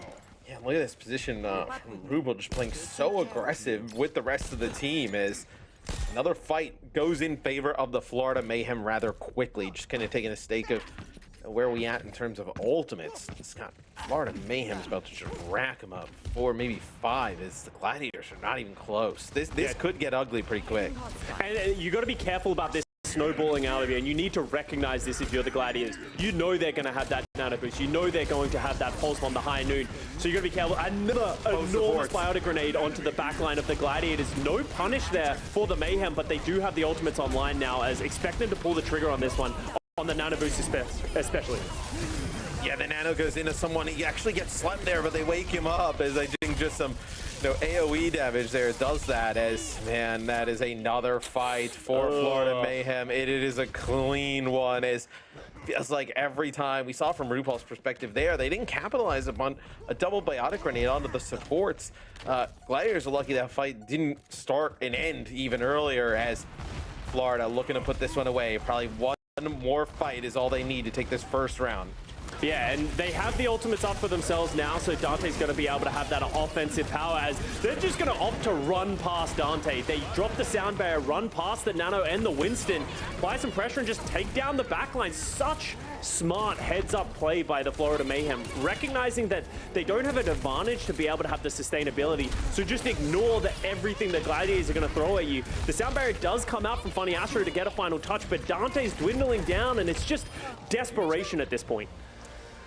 So the clock dwindles down, and that is a statement there from the Florida Mayhem. A singular final blow coming out from the Los Angeles Gladiators. It could have been worse. Could have been worse. By one, yeah. I'll give you that one. Still, could be worse. That is true. But as I said, coming into this map, Nepal plays very differently on all 3 of the rounds. This is a lot more of a brawl-sided one as we go over to villages. We get to see checkmate lurking around on this tracer. This was the initial dive that won them that first team fight, and just got a lot more in position than we see the Gladiators are. I will say it has been, last season and this season to see checkmate get to play DPS and not Reinhardt I has been like this fantastic. Reinhardt. It was one of the Reinhardts that we've had in the Overwatch League, and it was funny to watch. But fortunately, they have someone to play the Reinhardt as we go over to this village map, and Dante on the Ramatra. Yeah, but to answer that, Ramatra, look at this. They have a May in the mix here for the Florida Mayhem, the May walls, and then the Bastion. So Bastion able to pump out tons of damage in his wheels mode. That's officially called Sentry mode, but with us, it's called wheels mode. It's called wheels mode, yeah. And it makes it really difficult. I mean, look at Kepster getting the big body shots here, trying to put so much pressure on the Dante, and they're doing a great job keeping Dante alive. They're not actually able to put down as much pressure as you would think. That was the fastest window I've ever seen. RuPaul gets the window down, just permanently healing Merit. Kev's just trying his best to take him down. They do trade 1-for-1, but with Dante going down, they just don't have that frontline presence. We're going to see someone try to go aggressive, but it should be a first point cap. But the power of the DPS line of the Gladiators trying to get pressure on, but it will not be enough with Kai and Kevster going down to checkmate on the May. Get a couple of nice icicles. It'll end up being a point take here for the Florida Mayhem early. Some changes, right, as Merit now goes over to the Cassidy. But yeah, I mean, the immortality feels there from RuPaul, the healing, able to get that Ant Matrix so fast. Now Gladiators, how do you approach this? Sound barrier available. You actually have Kai playing the Hanzo. I wonder if the Hanzo was like an answer to the Bastion. I mean, Hanzo's also pretty good at like circumventing the May walls as opposed to like Cassidy. We've seen a lot of Hanzo in the Brawl matchup so far throughout this tournament, but we're going to see a nano onto Dante. There's going to be the annihilation, I would expect. He makes it outside of the Blizzard. No, he gets pinned back into the Blizzard, but he lives long enough to pop that annihilation. Sound barrier from Funny Astros. They're throwing everything in the kitchen sink at it.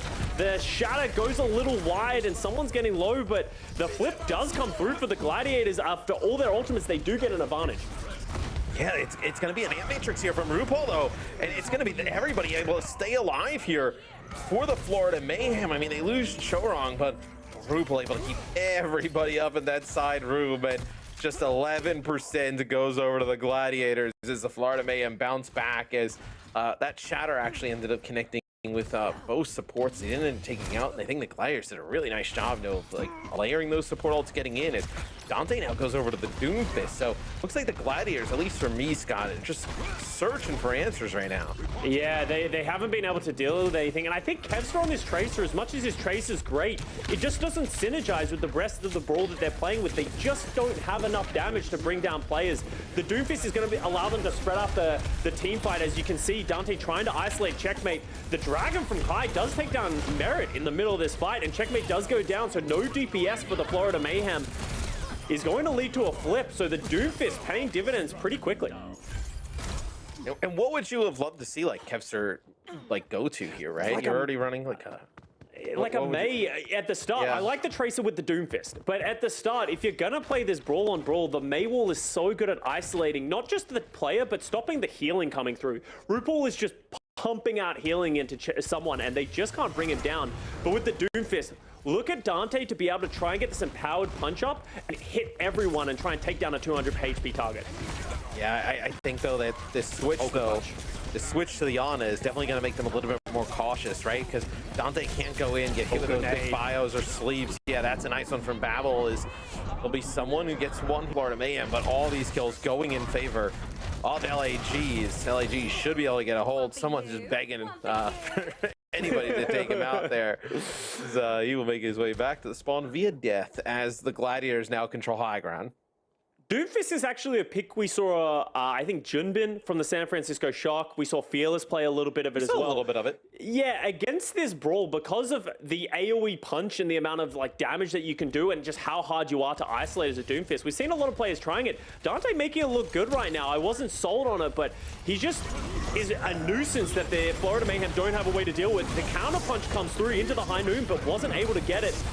The sound barrier to keep everybody alive, but Dante is also alive. Look, they just can't kill him. Damage. I mean, yeah, they hit it with a bio, a sleep. I mean, everything there. It's gonna come with a seismic slam around the outside. And Dante, when we saw Doomfist obviously make his debut as a tank, Dante was one of the best as he is put into great use here. I mean, look at this, up on the high ground like a raid boss throughout this point. Florida, they went down to go get a touch, but does not work out as the Gladiators, they find another different composition they can make work.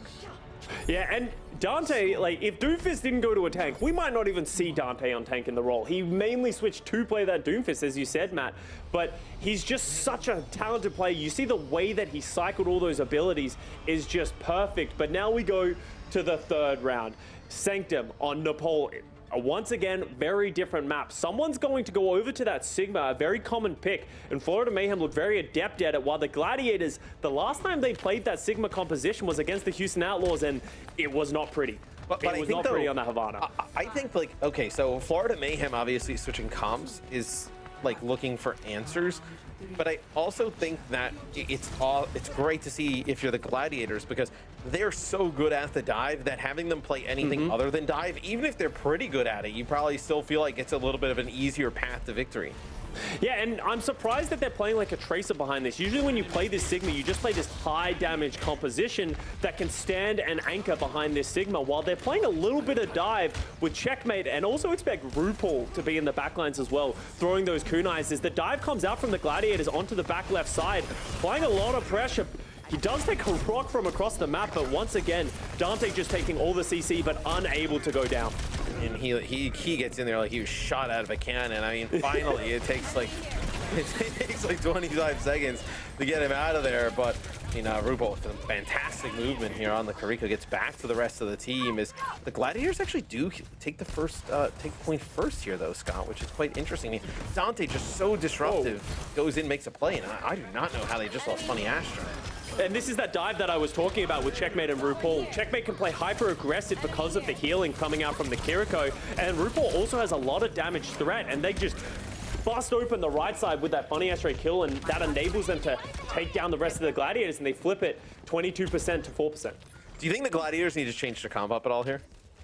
It looks like the Gladiators are looking at themselves and trying to work out if they want to switch it up as well. Yeah. I wouldn't be surprised if we see Babel switching off of this Ana at some point, but deciding to opt into it right now. But it's going to be difficult as Merit is on that Cassidy as well, just sort of pumping out damage, a lot more consistent than the Hanzo we started on.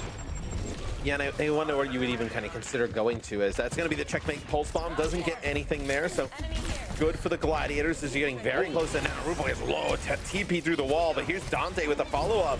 He gets you with a Biotic Grenade, though. Maybe it was just bait. They take out the tank for the Gladiators. Yeah, Dante just doesn't have that follow-up and support, or just the healing that he was getting from Babel on the last round, so he's just slowly burning down to the Fun way to counter the magnetic grenade. Yeah, that works. Take this. Yeah, magnetic grenade from downtown. You know, it gets shot right back at you there. As the Mayhem, they stay in control of the point. And it was super interesting, right? Because RuPaul gets low, he TPs out, Dante's like, I chase up. Chorong has that Biotic Grenade just waiting for him there as soon as he gets in. So nothing you could really do about that. Is looking at maybe like two really good fights here, I think, for the Gladiators to turn this point back in their favor. Yeah, and you can see that Florida Mayhem are more than happy to wait for the Gladiators to come in, because they've been able to punish Dante very easily so far. He does have that ultimate now, or not yet though. Gets caught at 97%, and with 80% of ticking, this is last fight territory for the Florida Mayhem if they win this one, and they have a wealth of ultimates. I was gonna say the worst part for the Gladiators is like not really that you're in this last fight territory at this point of the game. You know, in terms of time, it's quite natural, obviously, but it's just the fact that you're losing fights and not forcing Florida to use any ultimates in the process of that, right? They're gonna actually have everything to use here, as we're gonna get to 99, so it'll get contested here.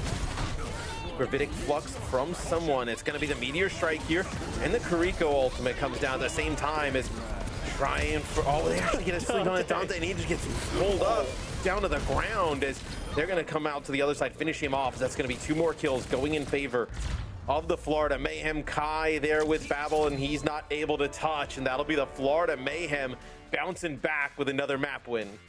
Yeah, the Doomfist just not finding anywhere near as much value against that Sigma-style composition. Maybe a little bit of hubris from Dante playing that Doomfist going into the third round. Could have been better to play that Winston, something that has a little bit, I guess, more dive potential if they're going to play that Sigma. But map 5 goes to the Florida Mayhem, and now it goes back to the Gladiators. Match point for the Florida Mayhem, but they do have the map choice. Yeah, I was going to say, it is game point for Florida Mayhem, but that map choice may end up being huge here as we take a look at some of the highlights. As you know, this first point, it was just dominance there from the Mayhem. It was really the second point where the Gladiators started to make waves and bounce back.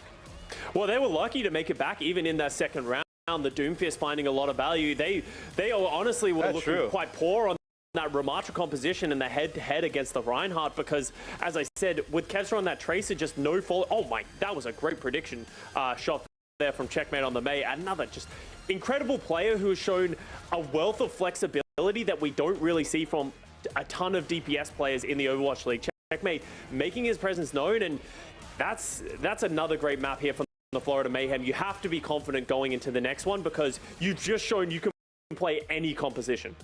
Yeah, I know it's almost at this point, if you're the Florida Mayhem, you feel like the Gladiators' best look may actually be that Winston-based composition, but and you feel pretty good about going up against it, right? I mean, now that we've seen, you know, they've kind of lost with the Ramatra, you know, the Doomfist look was effective for a bit, but also, you know, didn't end up resulting to a win. So it'll be the LA Gladiators map choice with their lives on the line here coming up right after this quick break.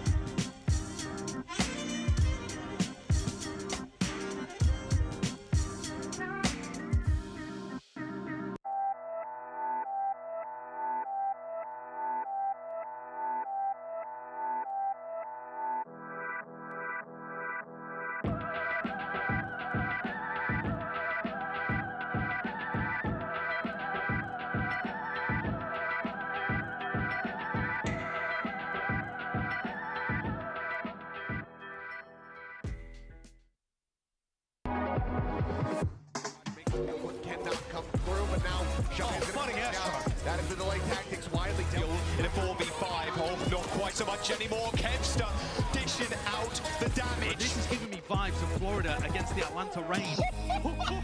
What? That is dirty.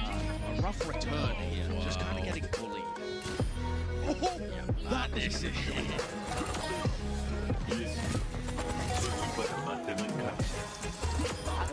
wave hello, maybe goodbye to the rest of your team, Decay, because Lastro's on the field, Nano Zen just to keep him alive. Rolling, trying to keep everybody alive. And Hydron, oh boy, punched into oncoming traffic. Dante shuts him down. Everybody, welcome back to the Western Pro-Am final, and this might be our final map if the Florida Mayhem are able to take it. So we go into it. It looks like we do have some subs. Look like Lastro back in for the Gladiators, but Scott, we have Havana as the Gladiators map choice. It's a bold strategy because the series that they played just earlier today against the Houston Outlaws, that was probably the map that was the least close. Obviously, Gladiators have the players to play this type of map. I would expect to see double flex support, get some Widows coming from Kai and Merit, but also the Sigma matchup, Dante versus someone. Dante's Sigma is something that has a lot of question marks. You would assume he's quite good at it as he's a mechanically capable player, but someone has just been so strong on this hero. We actually just saw it on that Nepal right there. So this matchup could be quite interesting as Kevster hovering that Echo right now, a pick that some people have been trying to make work, especially speedily on the Toronto Defiant, but it hasn't had that much success. Yeah, it'll be Florida Mayhem on defense here first. So Merit will come out on the Widowmaker. So Widow with the Tracer, it feels like Checkmate's played really no outside of some May, really just only Tracer throughout the series. And then they're going to go with the Brig with the Baptiste backline. I think that's why you see some changes here for the Gladiators in terms of support. Not really a Lucio map as we get into it, it'll be a Widow on Widow matchup. Yeah, this is the definition of a Widow map with how long these sightlines are, and it's really the defining factor of usually how far you get in this map is how much value you can get out of your Widows. The interesting pick for Chorong is the Brig, and the Brig is a character that we don't see that much, especially on this map, but he actually called it kind of like the Florida Mayhem secret sauce in an interview, this sort of unique style that no one else is really playing. So let's see how that pays off for them in this map. So it'll be Lastro actually going to go to the Zen. So Lastro going to play Zen. It's going to be Battle on the Baptiste. So a big damage output here from the support line, but also you got to be so careful with that Zen going up against Tracer and Checkmate. Yeah, and this is sort of an interesting look because they are playing that Brig, you can play that Baptiste Zenyatta. The only real threat you have is the Tracer getting into your backline, which they should be able to deal with, or getting sniped. So it's a very greedy pick, and we know how strong of a Zenyatta Lastro is. As you can see, Checkmate trying to apply some pressure here to stop Kai from sort of taking these angles, but unable to do so thus far. Yeah, just making Kai's like very difficult, right? I know he's got to use these grapples to go over the top. And, ooh, well, yeah, I was thinking the same. I was like, this is where he's just gonna line that headshot off and nail it. As it'll be RuPaul who actually gets that first blood on the Kai. Another one, too. Might be the backline sort of stepping up here, as Babel is also going to sort of take out a Widowmaker, as apparently Widowmakers aren't the snipers anymore, and the Baptiste are the real DPS, but that is going to be a reset for the Gladiators, and that was a long time to take a first fight. That's already almost 2 minutes off the clock. As we can see, there's kills coming out here from RuPaul. There's a window. An Ant Matrix here. It's like almost an Ant Matrix for himself. I mean, dude, you see the flicks here, and that is so just to be able to like go from one side of the M Matrix to the other, right? He's looking through, does damage on one, then goes through it and shoots back the healing the opposite way. I mean, that is some sick stuff there, but it's going to be Dante and Kevster getting active in the feed as they kind of now, though, they push someone into a really difficult spot here, just trying to like bully him up in the high ground. They keep the payload moving as you take that tank completely out of the fight. Yeah, but they have to contest this point right now, and that's the problem they're going to run into. Checkmate is back and hits the stick onto Babel, is going to force out the immortality field. Someone's going to try and make it winnable, but misses the flux. I think that was a whip shot onto Dante that knocked him out of it, and Dante returns the kind, but it is just that much better, as that will be the first point coming in for the Gladiators. And Florida Mayhem used a lot of ultimates to try and hold on to that one, as we see Merit switch off of that Widow duel onto the Sombra. Yes, his Sombra was really effective on Shambali, so maybe we actually see them go to the same type of thing. Like maybe we see someone make a change here, potentially over to like the Winston. never mind. No, Merritt's gonna go back. He's actually going to play the Widowmaker. Yeah, and you know, Checkmate is going over to the Genji as well. So Merit goes back to the Widowmaker, Checkmate on the Genji. Some weird swaps coming in from Mayhem. I'm a resident Genji disliker, especially in this meta so far. It doesn't feel like you find a lot of value, but Merit always finds value on that Widowmaker. And because Kai has switched over to that Hanzo, they don't have anyone to contest this Widowmaker, as Blaster is going to use this Transcendence to try and hold on as Kevster gets another big stick. Choron goes down, but Merit is still finding these picks. Dante. Okay, Dante is low health. He has very little to hold on to, but Kevster on that Tracer is still applying that pressure, going to force Merit back as someone on that Sigma is just anchoring down. There is no swaps coming in from the Gladiators. They want to stick to this greedy Baptiste Zenyatta style, which is going to be hard against this aggressive Genji look from Checkmate as he's charging this blade up quite quickly. But Gladiators, nothing to really do, trying to take this positioning as we see Merit holding the angle, unable to find anything. And this window is such an impossible place for the Gladiators to dislodge Merit from. As you can see, Kevster trying to apply some pressure, but just constantly pushed away as the window goes down from RuPaul, takes out the Immortality Field, and trades off of the Baptiste.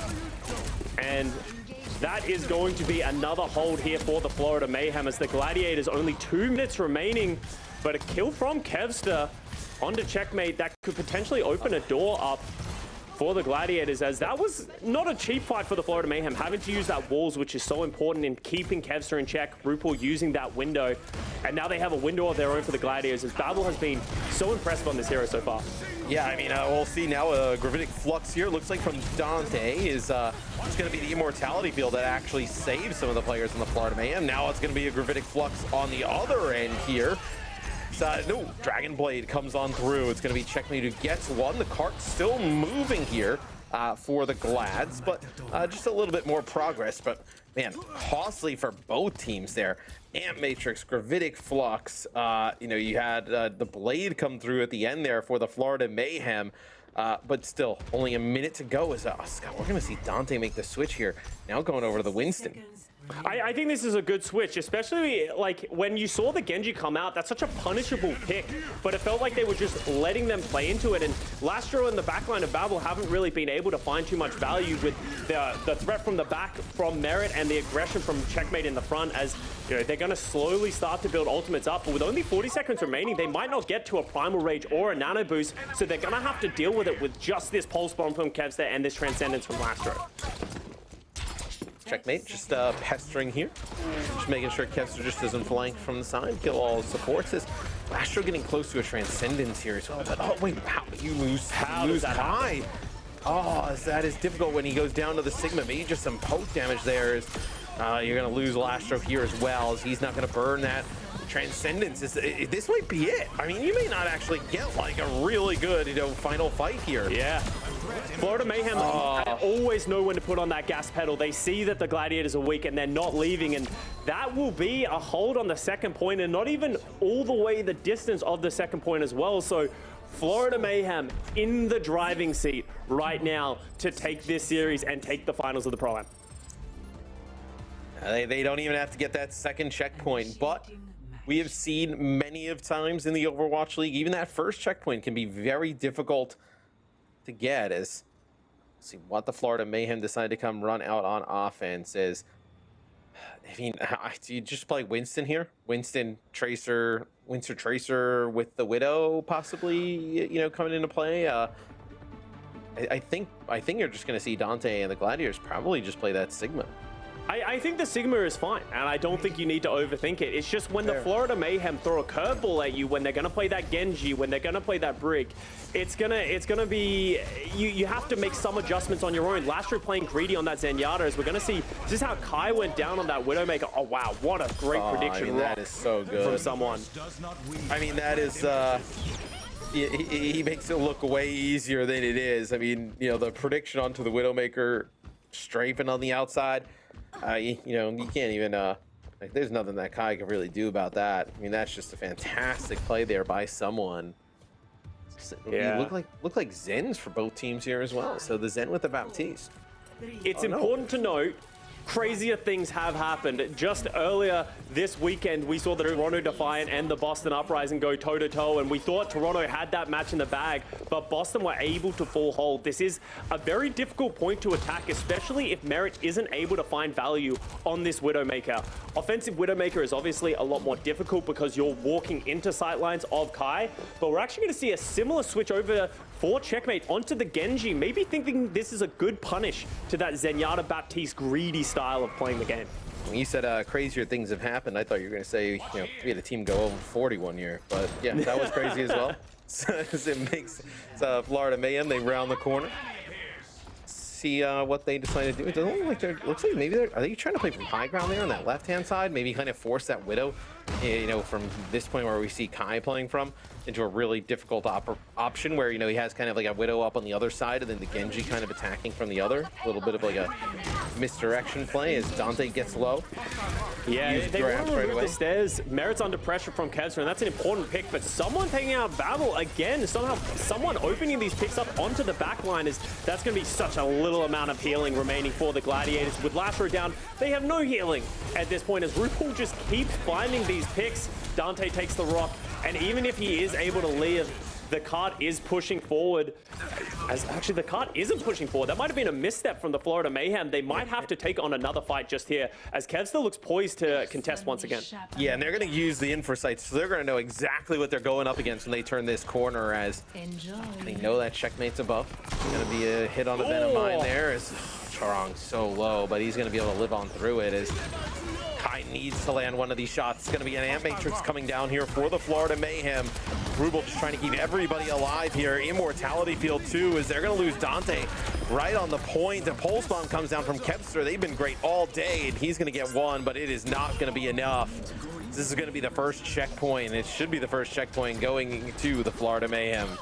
Yeah, and now they have to hold even more. I'm curious to see if Lastro is going to make a switch. He's close to that Transcendence, so is going to stick with it, but they just haven't been able to find the value with this Baptiste Zen. That offensive capability just is not there, as Kevs is going to say, you know what, you're playing Genji, I'll play Genji as well. At this point, do you need the Transcendence for this Blade, right? I mean, what do you switch to, right? Like, you could play Brig, but that's not something we've seen them do, like Brig Baptiste. If you were going to play like a Lucio, Lastro wouldn't be in the game, right? So you almost you're kind of like committed here on this Zen play.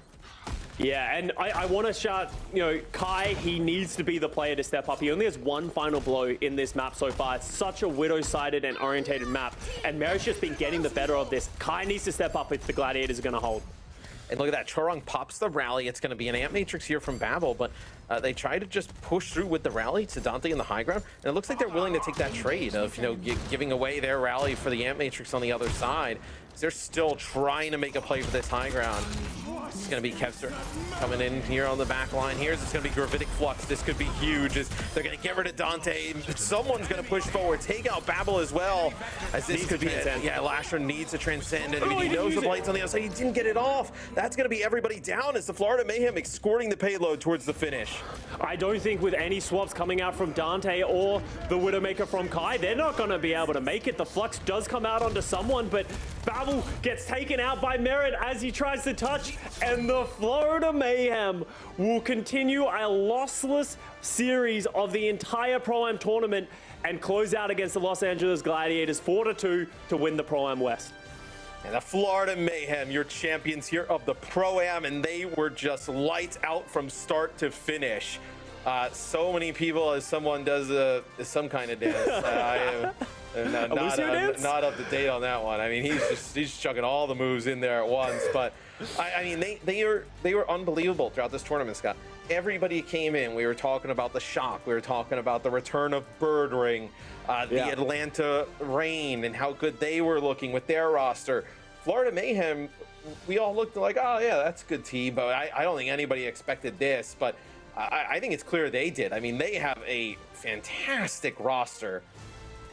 Yeah, and no one expected Florida to be the best. I don't think there are many reasonable people out there who came into this Pro-Am being like, Florida Mayhem have the roster to be able to beat out all these other super teams that have really been formed in the West. And I just need to give a shout out to the coordination and the level of flexibility that this roster showed. There are some teams that are very heavily favored Winston-style composition, primarily what this meta was, and Florida Mayhem were better than them at that and other things. So this Florida Mayhem squad, you need to keep an eye on them in the regular season of the Overwatch League. Yeah, and just like their support line, just absolutely unbelievable. I mean, I think when you looked at the roster and you're like, Checkmate and Merit, that's going to be lights out. We loved what we saw from someone last year. And then you're like, Charong and RuPaul, like that's an interesting combination. How is that going to work out? I mean, they were just on another level, which gets me excited because like this is a team that we now know is really good. You lump them in with the teams that we also saw really good teams this weekend. Like the depth of teams in the NA here in the West seems to be pretty large going into the regular season. Yeah, and there's just a wealth of opportunities that they can do. But for the Gladiators, I want to give them a shout out as well because they really defied a lot of expectations with the way that they were playing the game. A lot of people wrote them off. The Scrimbucks exchange is just blown up. No one really knows what to believe. Another year of Scrimbucks not paying off for absolutely anyone. But they showed that they can prove others wrong and that Dante Tank should have what it takes to be able to play as that solo player. We saw great looks from Kai. Kevster's still that guy in the backline, really showing a bit of their flexibility with those three guys. So Gladiators have a lot to show as well, and the top end of the West is going to be stacked. Yeah, I mean, what a tremendous event overall. Scott, it was awesome to get to cast together. That was a weird one. As a fellow Australian, I think that You're not Australian. Mitch is yelling at his monitor wherever he is right now as he's holding his little ones. He's yelling at his monitor. Yeah, Matt, you are not an honorary Australian. I mean, I'm married to an Australian. I'm about to get. She can hear me, so I'm about to get yelled at right once I get off after this. But fantastic event, always super fun. Congrats to the Florida Mayhem, but I'm excited for what the desk has to say about this series.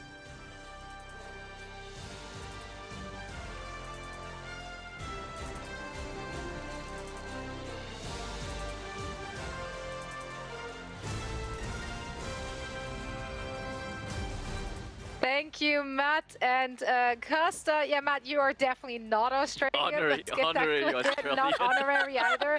But yeah, everyone watching, welcome back to Watchpoint. One last time, I am Zoe and I'm joined by Danny and Necra. And we are here to put a bow on this amazing final day of our Overwatch League Pro-Am action. And what a great finals we had there. Quite frankly, Mayhem came out of the gates looking dominant, but then suddenly, Gladiators woke up, they made some changes, and they started putting up a fight. Yeah, That was amazing. Yeah, Rose, go ahead. That's all I want to say. That's all I want to say. There's really not much else to say about it, except that it was amazing. No, I agree too. I think it was some fantastic Overwatch play by both sides. Such great coordination, so much great teamwork, and just every single one of them were, just all mechanically talented. Gladiators, I was so surprised, throughout the whole Pro-Am tournament, they made so much improvements, and even in this match, every time they lost, they found a way to come back out with a win to just, keep the Florida Mayhem on their toes. But at the end of the day, it was Florida Mayhem, taking the win for a really good reason. They were just so much better, so much more coordinated, and they had so much great looks. I think Matt and Costa highlighted this very well. They could not only play that Winston dive wall, but every other composition on every other map that, whether it was a Gladiators pick or whether it was their pick, they had something up their sleeves. Yeah, for sure. I mean, that was the flexibility that we were promised going into this grand finals, right? Was, what kind of compositions are we going to see? How many different comps are going to come out here? And like one thing I'm really excited about seeing is actually that Checkmate Genji. That is a hero that Checkmate played to so high proficiency last season. And to be able to see that that's something that's still a sharp blade really makes me excited to see where this Florida Mayhem roster can go, because the Pro-Am, they showed up in a big way, and there's going to be a lot of other surprises thrown our way throughout the Overwatch League regular season as well. So I feel like they're really prepped for success there, as are the Gladiators for just that flexibility overall.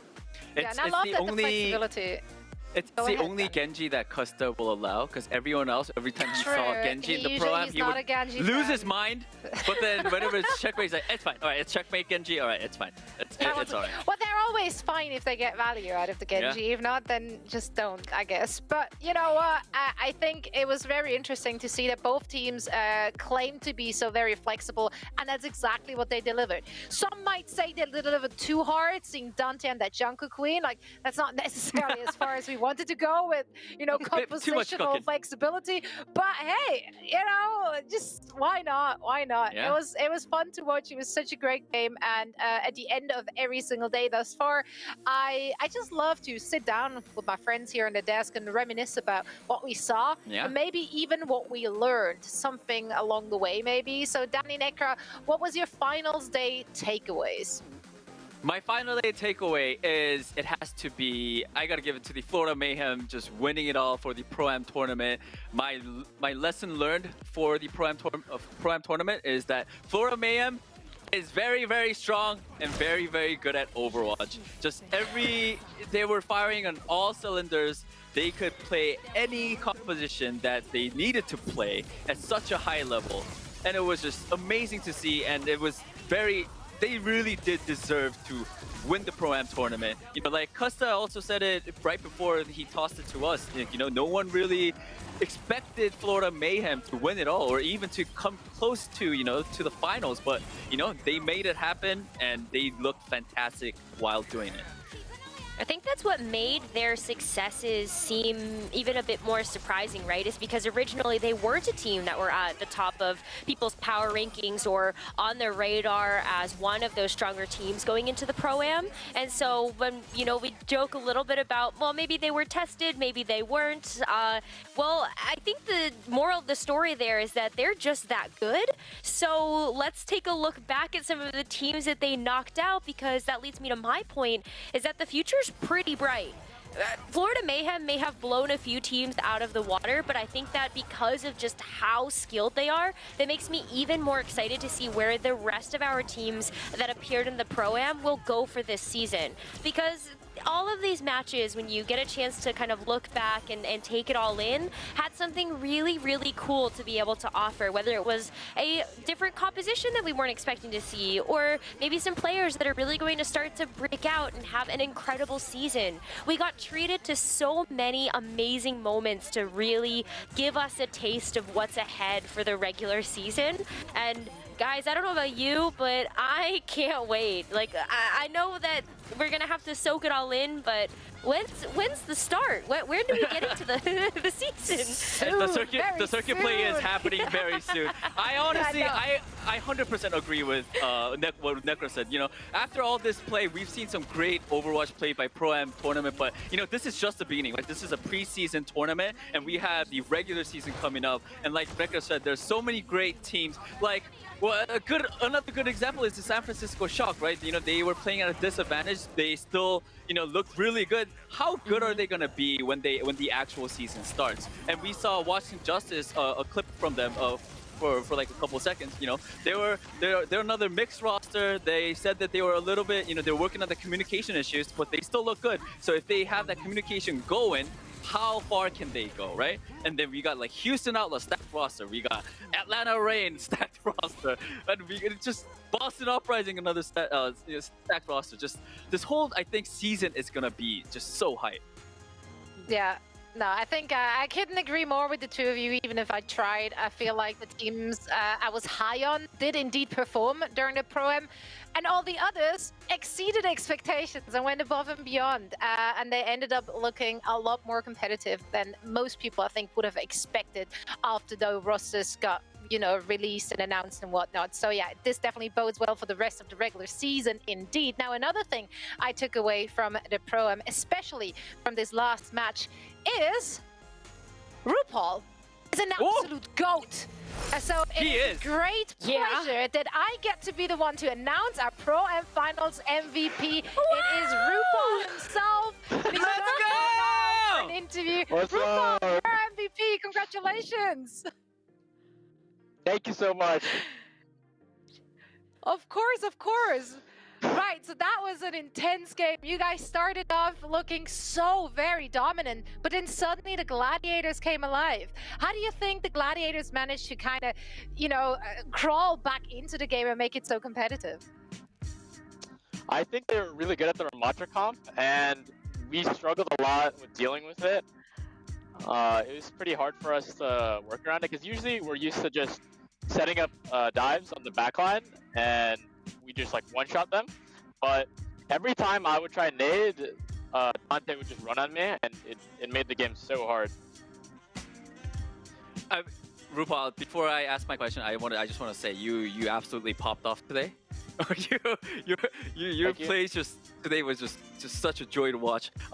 What I want to ask is about the team Florida Mayhem. Like, I did talk to Chorong after your first match today. He said that Florida Mayhem is unique because it's a mixed roster and you guys sort of really trust each other, and that's what makes you guys really strong, right? I want to hear your thoughts, RuPaul. Like, what sets Florida Mayhem apart from any other Overwatch League teams? I think the team is really just stacked with talent. I think pretty much every player is at least, outside of me, is at least top 3 in the role. Like, Chorong is one of the best Lucios, someone is one of the best Monkeys, and Merritt's one of the best Trees, Cassidy's. Yeah. We're all just really talented. You guys showcase that. That is so easy to see now, and I think that after the Pro-Am, you're on everybody's radars. Like, Florida Mayhem is the team to beat. Now, looking ahead to like the start of the regular season, RuPaul, what can we expect from you? Is it going to be more of the Ana, maybe more of the Baptiste? Are we going to see Lifeweaver, perhaps? Yeah, I might bust out the Lifeweaver. It was pretty fun. Nice! Let's go! Well, we have a lot to look forward to then. Then also, RuPaul, of course, I don't know if you saw it somewhere on your screen, but there's a very fancy little MVP trophy waiting to be reunited with its owner, which is you. This is the one you're going to take home. So once again, congratulations. What an insane crack performance. Those sleep darts, man. You're the one to beat. You're the one people want on their team. You guys are on everyone's radar, and we're so excited to see more from the Florida Mayhem in this regular season. Congrats again, and thank you so much for joining us. Thank you so much.